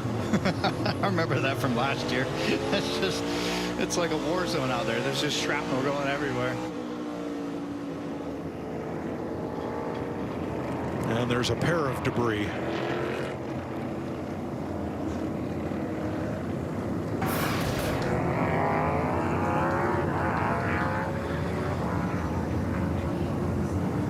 Well, Billy Scott's got to get his driver set for one more restart. Well, okay. We talked about William Byron, Chase. Now what happens here? He's going to be. Busch is going to stay right there where he's at. You think he'll take that inside lane? I'd be shocked if Kyle didn't take third again on the inside, right? I mean, it worked out great for him that time, and I think that he knows that now. I think Williams probably kicking himself for not taking the inside of the second row, but if Kyle does take the front row for whatever reason, definitely would take that second row bottom if you're William. But I just want to point out, it was a lot of respect given on that restart. And to me, as a racer, growing up and watching this stuff, that's how I want to see these races go. I don't want to see somebody, you know, run through there and push all those guys wide up front just because the front bumpers are strong now. I really thought that was nice to see that they ran in there hard, they raced clean, and they were able to get through there in the first couple of rows at least. Yeah. One little key factor that Tyler Reddick has going for him is that Kyle Busch has won. William Byron has won a race. That's where you see a little bit of the extra respect, is that they have won already this year. If they haven't, you might see something a little different. And it's the chances of wins you can get throughout the year. If you're a guy that might have one sliver of a sniff at the lead late in a race, and you're not a guy that usually wins races, you're going to take that big, bold move and try to dump the guy. Well, it takes me back to the jump, too. You know, Reddick, you heard me say, I thought he slowed them down quite a bit. That was a strategy move on how you're going to get the jump. Do you do something different? You stick to it, you know, trying to that craftsmanship, gamesmanship, and that is where the magic is. So making a good decision on your jump's a big time importance. All right, first we're going to listen to Kyle Busch's radio about the choose. What you thinking here? Gotta stay left. Yep, I totally agree. I'm with him, Randall. If you choose the top, you're kind of leaving yourself vulnerable for that middle lane or getting punted and washed out, and then just totally for your entry of 2, being out too wide off of 1. Well, you know what he's going to do, but that's new life for Byron. Again, get that jump, go to that outside, take advantage of it, drive that boy off in that corner. Jamie? Kyle Busch's crew chief, Randall Burnett, what do you think? You're talking to your driver. You know he's on a little bit older tires than the top 5. Do you think he's got enough to get it done here? Well, I don't know. Obviously, the 45 and the 24 has been the class of the field today, but we got one of the best in the business behind the wheel here, so we'll see what we can make happen. Pretty cool having that spin on the car down here in Austin. They're based here in Austin, so really good day for them. We've had a lot of fun here. Like I said, that 45 and 24 have been really tough. So we'll see how it goes. Anything can happen at the end of these. I think the guy who restarted 3rd here last year won, so we'll see what happens. All right, Kyle Busch restarting 2nd, Mike. That's right. Now, fellas, you talked about drivers who might be willing to take chances, and I'm looking at Daniel Suarez and Michael McDowell. Road course races are their best opportunity to get to victory lane, and they are currently 4th and 6th. They're right in the mix. Well, that would be the road to keep your eye on as far as full send and making the best of what they can. I mean, it's not necessarily racing in a sense. It's more about survival, and there is an art to surviving the right way, and we'll see how this plays out. It's a good run for Truex. Took advantage of these cautions coming out. Again, is one of those guys that kind of helped out, right? The untimely caution late in his lap, and he took advantage of it. Well, Ryan Prix made repairs, got back on track, but that little choo-choo is not going to make it to the top of the hill. Nope. It's gonna take a call back to Gene. I was going to say, this is not me having to call back to Gene today. You know, somebody else. Zippy. High deductible there. Daniel Suarez, audio. Message I got, go P5, force it down left, you know. Remember last night what AJ did? AJ did it yesterday for P5. Similar thing, you know. It's all about the exit and launch of 1. Stats say to take short road, but we'll leave it up to you here. Yeah, who told you to take people? There you go. Yep. Inside. Nice shot from our Coke Zero Cam on Daniel Suarez. So while they work their way around to restart under overtime for the 2nd time, well, let's take you back. Chaos on lap 2. Jimmy Johnson getting turned around. Ty Dillon knocked out of the race in that one, along with the 7-time champion running a partial schedule this year. And then Bubba Wallace. They're getting into Kyle Larson. Good bit of damage there. And Denny Hamlin turns Larson around. He ends up against the guardrail, and Wallace out of the race. The funnel. Lap 59. That's like Log Jam City. That's my favorite right now. And this is just what happened. The last restart, and we've got shrapnel everywhere. Prix and Blaney damaged. Blaney able to repair and continue. Looks like Prix may be done. We need for the day. Sell turn 1 t-shirts, kind of like the 16th hole at the golf tournament out there in Phoenix. You want to see action, you park your butt up there on turn 1. You're going to see all the action you want. Doesn't the Roval sell turn 1? Like it's like Tums Mayhem Corner or something? I don't know. They have a sponsor for it. Yeah. Yep. That's pretty much what we all do on these road courses. We go down to turn one and lose our minds. turn it into ping pong balls. So second try at overtime, same rules. Green, white, checker. The leader must take the white flag under the green flag for the next flag to end the race. Well, here we go. You guys know who I'm rooting for, and it's just all still about execution. You got to hit all the right steps, no matter what position you're in. Reddick Byron, Busch Truex, Suarez McDowell. Back to green. Got to stay in line at the start-finish line. Here we go. Big push from the inside. McDowell sends it on the outside. Huge dive. They're in a Reddick underneath of him. Around goes Truex. He's not clear just yet. Look at Chastain. Where did he come from? 45 is not clear. He's going to have to race the 8 side by side through the S's. A lot of give and take, a lot of room between these two. That is great. Pushing wide, clear. Got 200 cars running 3-4. Yep, Bowman and Byron contact as they battle for third. Chastain in 5th. McDowell 6th. William missed. Reddick is clear. My heart rate's through the roof. I know his is. Hopefully everybody got cleared up in turn 1. Yeah, Truex he was the one that got spun around up there. That's too bad. He had a good day going. Huge dive bombs. Yep, this corner can have the same thing as turn 1. Oh, another spinner. Haley. He's able to continue on. Here we are down the back straightaway. I'm not saying anything else.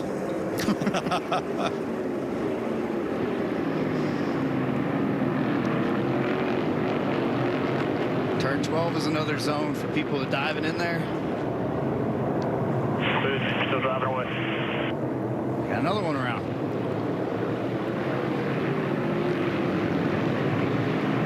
Just has to get around here to the white flag. Not many corners left. Well, there goes McDowell. Another one around. Yep. Got turned around by Cindric, it looks like. Kyle Busch trying to hold off Bowman. 3 wide there. Crunch, crunch. Oh my gosh. What am I And the at? caution is out. For what? Oh, yellow on full course. So cool everything down. Probably debris out there again. The tire off Daniel Suarez shredded all over the racetrack. And we had a couple more cars, including Christopher Bell, spin around. So we'll re-rack and try it again. Well, Kimi Räikkönen caught up in it. Oh, no. Suarez was top of the hill. He got door slammed at the top of the hill. Hey, the respect you were talking about, Chase, it gone. Yeah, it's out the window now, huh? I was thinking Tyler was going to get off the hook, but I don't think.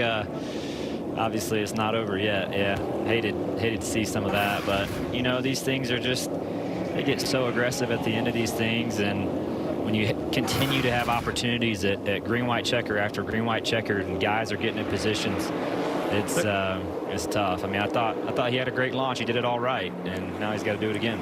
Now watch Truex there. Oh, Suarez got into him. Yeah, Bowman put it in there, then Suarez. Yep. Yeah, it's a chain reaction from the inside. That's pretty aggressive by Bowman. I'm going to say he was on the inside. Everybody started braking, and his car hadn't slowed down yet. There wasn't cars on the outside of him. And he wasn't going to make it. And look, Chastain put himself right back into the race here. It's pretty wild. You know, it used to be like nose bumper. Now it's door, door, door, door, door, door. Truex, my nose business, and he gets blocked. Bowman and the Suarez and the Truex. But Chastain was right there on the inside of him. From Daniel Suarez.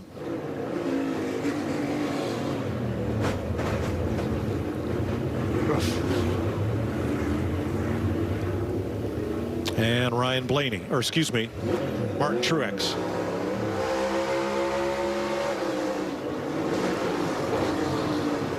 See, he's right on edge and staying just off the 24, and then gets clobbered. Nothing you can do. Too bad.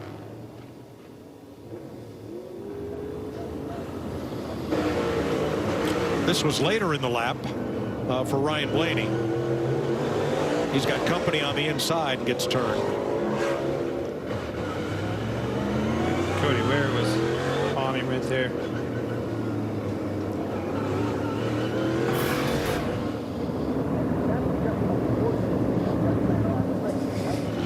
Truex rolling again, but I'm curious what happened on that one. I've overshot it for sure.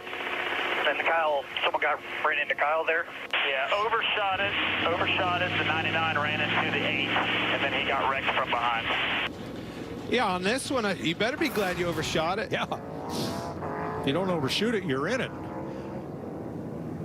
Yeah, I mean, look where he'd have been back there with the 8, which had the 48 under him, almost turned. It was like your brother Kyle saw them coming and gassed it up a little bit to get to the door of Reddick. That was so close for Kyle. Almost got turned around himself. Yeah, you're trying to do all you can to stay off the guy in front of you if you haven't made a move to the inside yet, and then you like look in the mirror and double check to see if you're going to get clobbered. There's so much going on in that short amount of space. So look at that blue car of Ross Chastain. 11 laps ago, he was 28th. And here he is in the top 5. And Suarez is back there now. He was in the top 3. Yep. Well, if he wins again, he can take another watermelon up to the 275-foot tower and splat a couple. That's cool. I went and visited Chastain's family farm when we were teammates at Ganassi. Got to see, where he grew up. Got to meet his family and just learn about him because he was going to be my teammate for a few years. And just a humble kid that was a farmer, and the way their whole family's been all these generations, they just work their tails off, and you can see that in his driving style. He's a blue-collar kid that just has to muscle his way through things right now.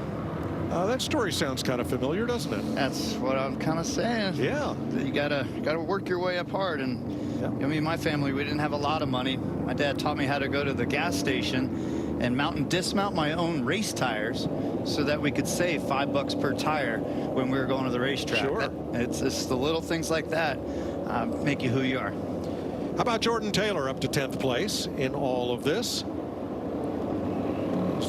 Our leading road course ringer. I like it. He's able to find some good luck, and he's able to find some patterns maybe. Jenson Button into the top 20. Kimi Räikkönen had a bit of damage there, got spun back to 24th.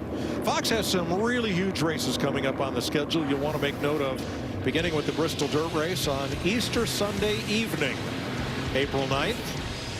We're on the high banks of Talladega on Fox, April 23rd.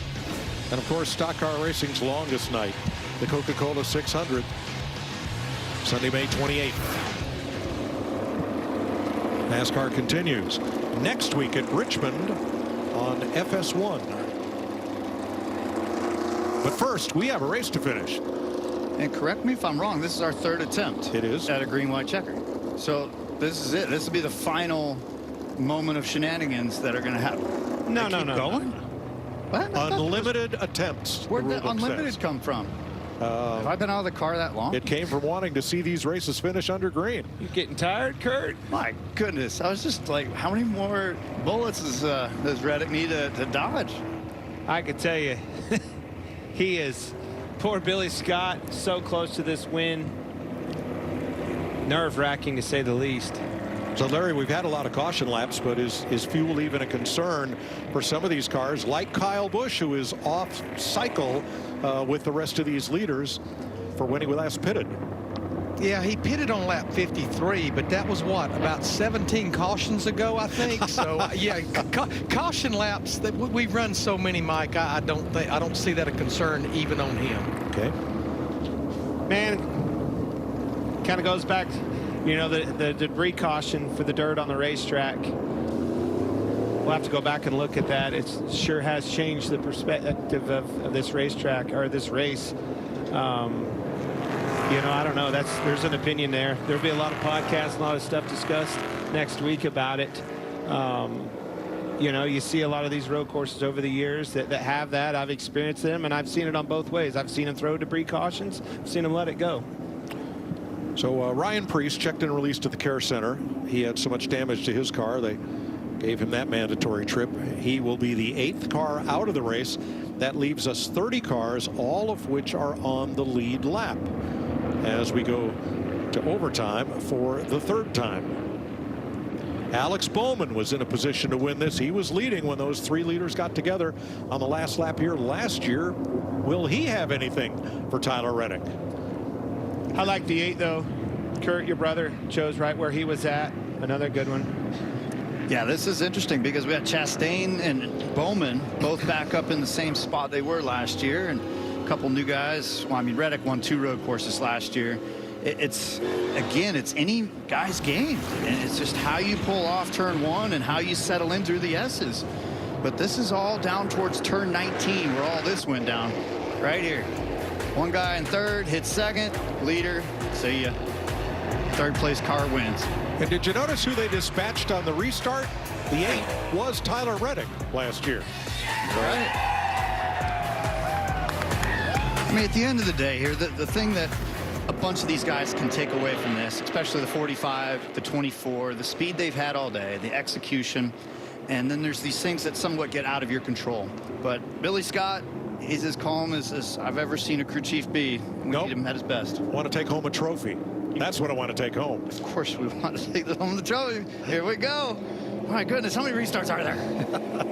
As many as it takes. Austin Cindric back up in the top 10. Gilliland, Briscoe, and Gibbs. Here we go. One more time. Little contact in the zone. What's the 48 going to do? Reddick's got plenty of room behind him, and he's got to get the car to cut. He's clear. And Bowman's got tapped from behind. Now he's really clear. Most everybody is probably done wrecking back there. Stenhouse got turned sideways. Don't know if he went around. My goodness.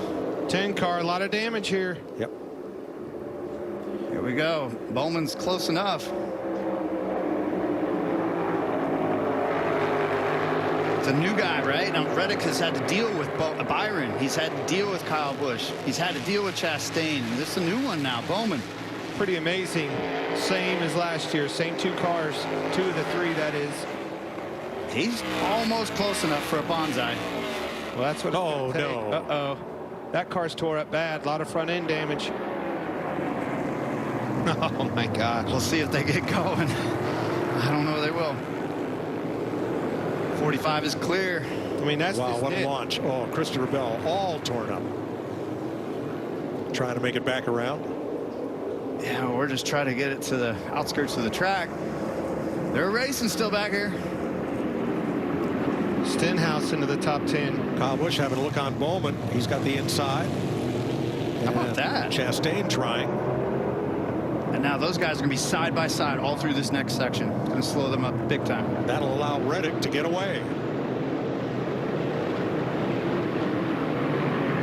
Boink, boink. There it is. Now this bumper tag. Ding, ding, ding, ding.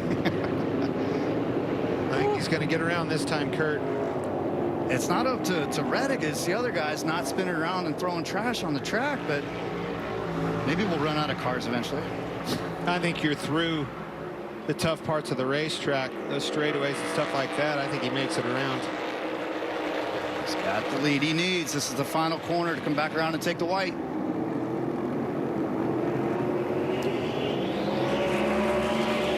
Now you got a driver.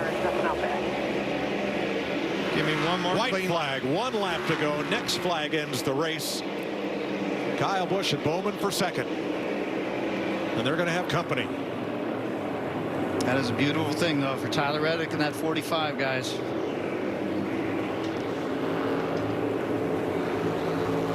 It's amazing, 23-11, and how fast we're growing and how much we're doing together. It's forward together on this program, and it brings me a little bit to be choked up. I was hoping to be back in that car, but it's in good hands. And it's a great team, and I love racing with those guys.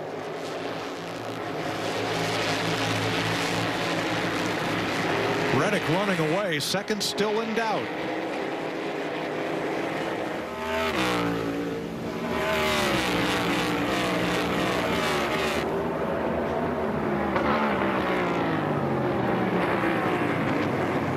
Bowman looking outside for 2nd. And Byron trying to mount a run on Chastain. What a job Reddick has done today, right, Mike? I mean, have you seen that on a road course in a while? He's led 40 of the 74 laps. He and William Byron put on quite a show and dominated. But Reddick in the braking zones had the measure of Byron and everybody else today. He was so fast, he pitted an extra time and still won this race. Still put himself in position. The speed in this car, the job they did, Billy Scott and company, and that kid behind the wheel, pretty impressive. That is a big nugget to remember, is that they were off sequence, and Billy Scott's like, we have speed, I'm putting you back in with the group, let's take our lumps now. And now here they are. And through holding these guys off of so many attempts at these restarts, so close, and then the caution comes out, heck, you can't help but to root for him. Through 19. Tyler Reddick, a two-time winner on the road courses of the Cup Series last year. Finished top 10 in both COTA races. Pressure here, bring her back to the line. 3 of his 4 wins come on the road course. Tyler Reddick, Masters Circuit of the Americas. That's my boy. That's my boy. Hey, that is a monster win, buddy. Thank you.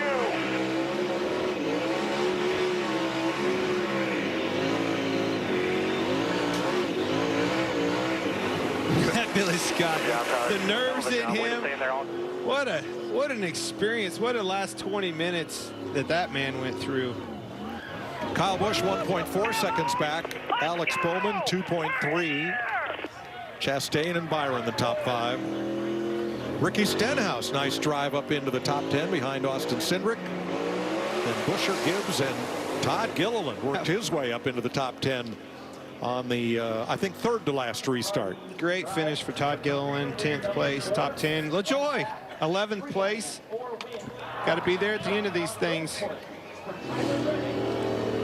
I couldn't be any happier for that group at 23-11. I mean, just everyone that pulls together there, everyone will say that they'll push the credit and who works harder to the other person that's around them. It's a really good team unity between the 2 cars.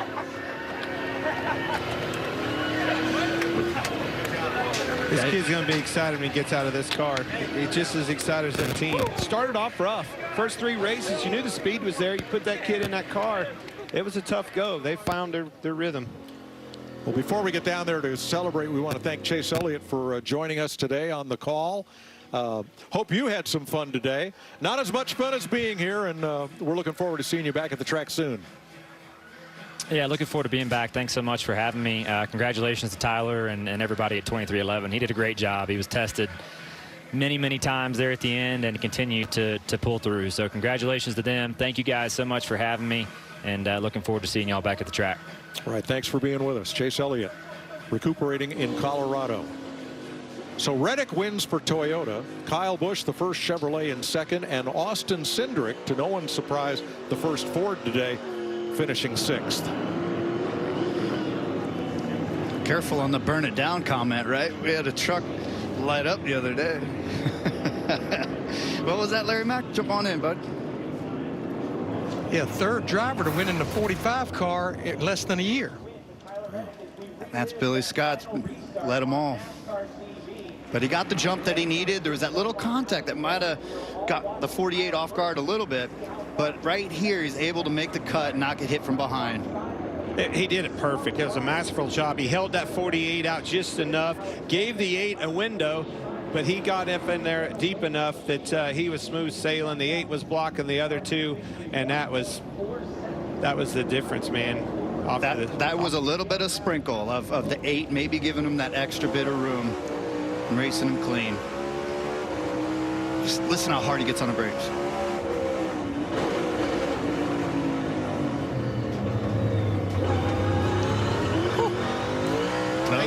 You know, Kyle Busch gave him so much room going into the corner that Kyle got punted from behind. Yeah, he did end up losing a couple little spots, but he was able to gain him back. Kyle finished 2nd.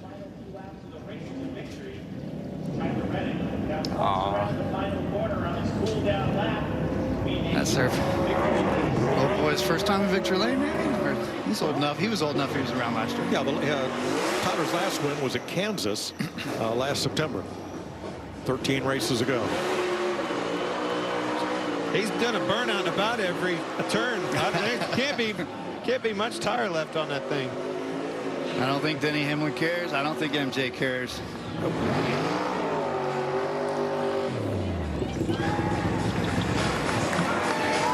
That's a family photo. Yep. Yeah. That's my boys. hands the young fellow over the wall and over to the car. How about that?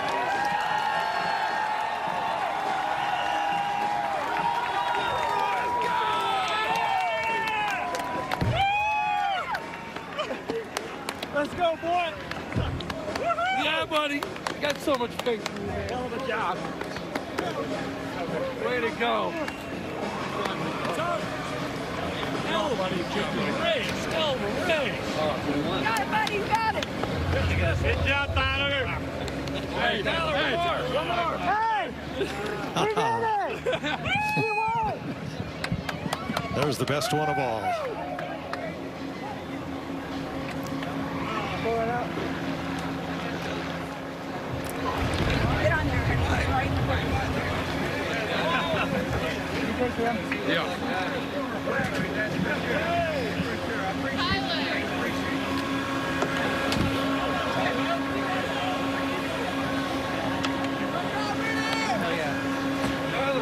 Tyler looks like he could go a couple more restarts. What do you think, Regan? He might be able to do a couple more restarts, Mike. I'm not sure that he wants to, though. Tyler, you had to overcome 3 restarts at the end of that race, multiple restarts, different pit strategies throughout the course of the day. When it was all said and done, though, this car was just flat out fast. What does this one mean? It means the world. Yeah, this whole 2311 team's been working so hard all winter long to make the road course program better. I was extremely motivated to come in here and, sorry, I gotta take this thing out, and improve that performance too. So just so proud of this Monster Energy Toyota Camry TRD. I mean, this whole team, Toyota, everybody, all the resources, everything they've been putting into this to help turn around the road course program means a lot. I'm out of gas, but I feel a little bit better with Monster Energy. Tyler Reddick, your winner in Circuit of the Americas. And Kyle Busch brings it home second today. You guys had that strategy, got that track position there, and then 3 overtime restarts. What did you need, Kyle, just to hold off Tyler and you get 1 spot better? Yeah, I don't know if we could have, even if we were on equal tires. I mean, when we tested here, they were lights out and had us beat on the front side of the runs. We needed longer runs, but even today, for some reason, we just didn't have the really great long run speed. We had good middle run speed, but overall, you know, for as much as effort and everything that we've put into coming here and focusing on this place and all the testing and everything that we've been able to do over the off season, we come out here with a really good finish. So, you know, Tyler's obviously a really good road racer. I mean, he proved it driving this car here last year, and I was able to get in it and run right back to him. So I've been trying to emulate the things that he did and in order to make this car fast last year, and just not quite all the way there. But they had a whale of a car, and I want to thank NetSpin for being on our car here this weekend in Austin, hometown partner for us right here in Austin, Texas. And so excited to get them a runner-up finish. Thanks, Kyle. Well done. Mike? Kyle Busch finishes second to Tyler Reddick, who dominates in Austin, Texas. Restart after restart, Reddick held everybody at bay to score his first win of the season. We'll be checking in Charlotte in the studio right after this. Yeah, I was a liar that you can't give up. In his first season with 2311 Racing, Tyler Reddick, it took him 6 races to drive that 45 to victory lane at COTA, doing it in dominant fashion, surviving 3 overtime finishes. What a day it was for that team. What a day it was for Tyler Reddick. At just 27 years old, it is his 4th career win, 3rd win in the last 5 road courses, and as I said, led 41 laps on his way to his first victory with his new team. Hi, everyone. Shannon, Larry, and Jamie. Listen, a couple of weeks ago, you were ready to give him a hug, and you may have given him a hug because of the way his season started, and you just talk about what he was able to go out and do today. Yeah, I mean, I can't say that was a total surprise what we saw today. I mean, we saw it in practice on Friday. We saw it in his first round of qualifying. He just didn't get what he was looking for, sat on the outside of the front row. But, I mean, this guy has become one of our top road racers. I mean, when you think about winning 2 of the 6 last year and now starting this year off with the win. Well, and with 2 different cars, right, in 2311 and also at RCR. And I know it's going to show that he led 41 laps today, but he should have led basically almost all of them. They had to pit 1 extra time, got a little bit off strategy. But to me, the most amazing thing that he did today was all of the restarts at the end, to be able to hold those guys off. And it's one thing to do it once, twice, 3 times. They just kept throwing it at him, and his car was so fast, if he could get through turn 1, he was gone by the time they got through the S's. And you saw how excited he was when he climbed out of the car, but then when the adrenaline started to wear off, you could really see how those 3 overtime restarts may have affected him. All right, let's hear from some of the other finishers out there today, starting with the 3rd place finisher, who's with Jamie Little. Great effort by Alex Bowman. Brings it home 3rd for your 2nd top 5 here, but you could tell how whipped you are and how all the drivers, how difficult was this one today? It probably wouldn't have been that bad if my interior stuff worked. When this cool shirt doesn't work, it just heat soaks and kind of cooks you. So I'm hot. It stopped working pretty early, but you know, don't have issues with stuff from Hendrick Motorsports very often. So shout out to all the guys back at the shop and this road crew. I'm not the greatest road course racer, so to come run top 5 here again means a lot. Was a hot day. Proud of the 45. He's a heck of a road course racer, and the fastest car definitely won today. Wish our Ally Camaro was a couple spots better, but all in all, a good day for us. I saw you and Suarez, the 99, have words afterwards. What were you guys saying?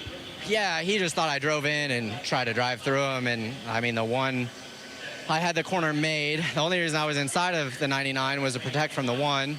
And then the 1 just hammered me, getting in the corner, dumped me, and then I ran into the 99 and kind of cleaned him out. So Daniel and I, we've been teammates in the past. We've raced together a long time. I respect the hell out of him. I'm sure he's still not super happy, but just tried to explain that I wouldn't race him like that and that I was shoved in there.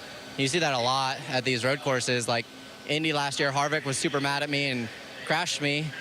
And then he watched the video and he's like, man, I crashed the wrong guy. So sometimes just it's chain reaction, but fortunately it worked out for us and ended up with a top 5. Ross Chastain, somehow at the end of this race, you come through to get 4th. Talk me through the end of that race. So at one point it seemed like you were about 25th place and you find your way up to the front. Yeah, when we got spun, I think we restarted down at Nice Equipment south of town. So to come back to the top 5, it was an incredible effort for our Worldwide Express team, Regan. I thought we were a top 5 car all day, though. I thought Tyler and those guys, the 45, had us covered, but there was a line of Chevy 2nd through 6th, and it was just kind of about positioning each other while we were saving fuel and then racing each other. Was just whoever was in front was going to be pretty good. So another top 5 here. I love this place and I love road course racing, but the fight to get better never stops. I know there's things I could be doing better. So for everybody at Jockey, the Moose, Advent Health, and everybody at Trackhouse, Justin Marks' birthday this weekend. We ended up with a good finish. It wasn't the prettiest. Thanks, Ross. Happy birthday to Justin Marks for sure. I want to talk about Alex Bowman, because he said, hey, I'm not really that great of a road course racer, but he has 2 top 10s at COTA before this top 5 finish. Yeah, I mean, 2 top 3 finishes because he finished 2nd last year. And you think about this, he's working without Blake Karras, but he's back with Greg Ives that was with him last year when he finished 2nd, but now back on top 10s because remember the first 4 races of this year, top 10s, did not get one in Atlanta, and now he's back with the top 10. That's 5 in the first 6 races. All right, we've heard from 4 of the top 5 finishers. Let's round out that top 5. The 5th place finisher is with Regan Smith. Well, William Byron ends up in 5th today. Certainly doesn't tell the whole story of the race, though. You and Tyler Reddick having a heck of a battle throughout most of this race.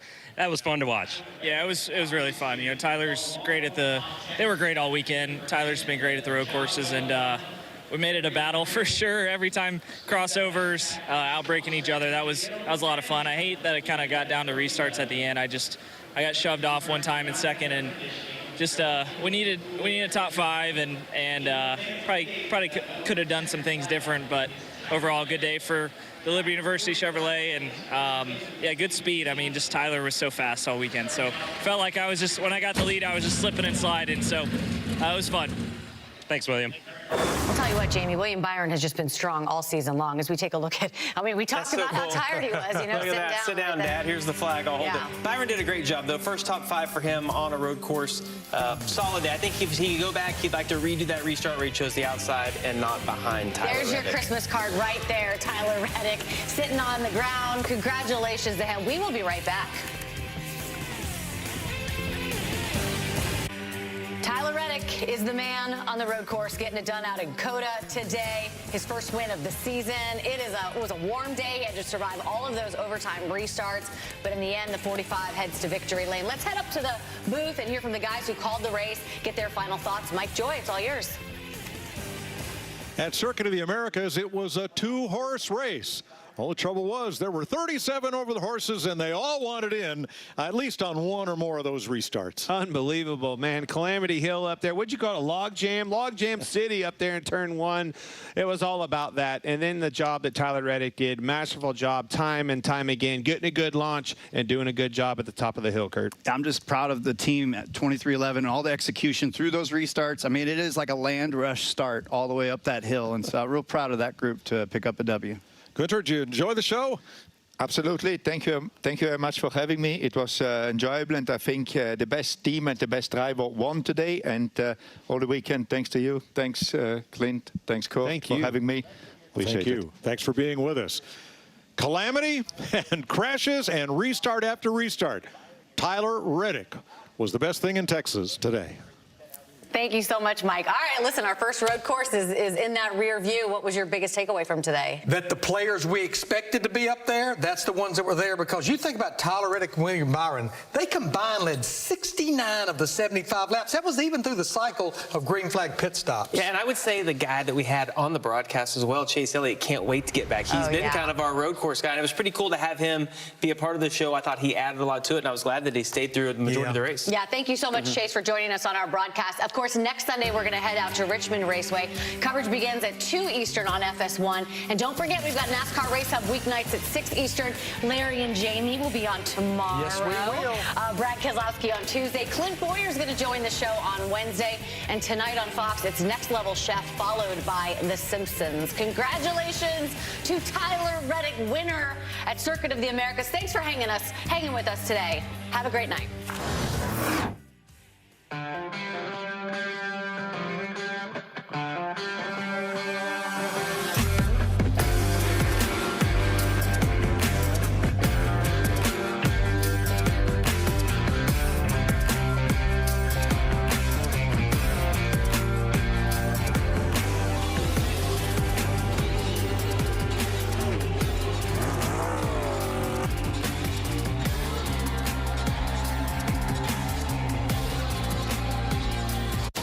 People throw around legend a little too freely these days.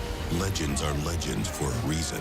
It's why most are never called it. Stewart wins at Richmond. A legend in this sport is about 75 years of going fast and all the unforgettable moments that build those years up.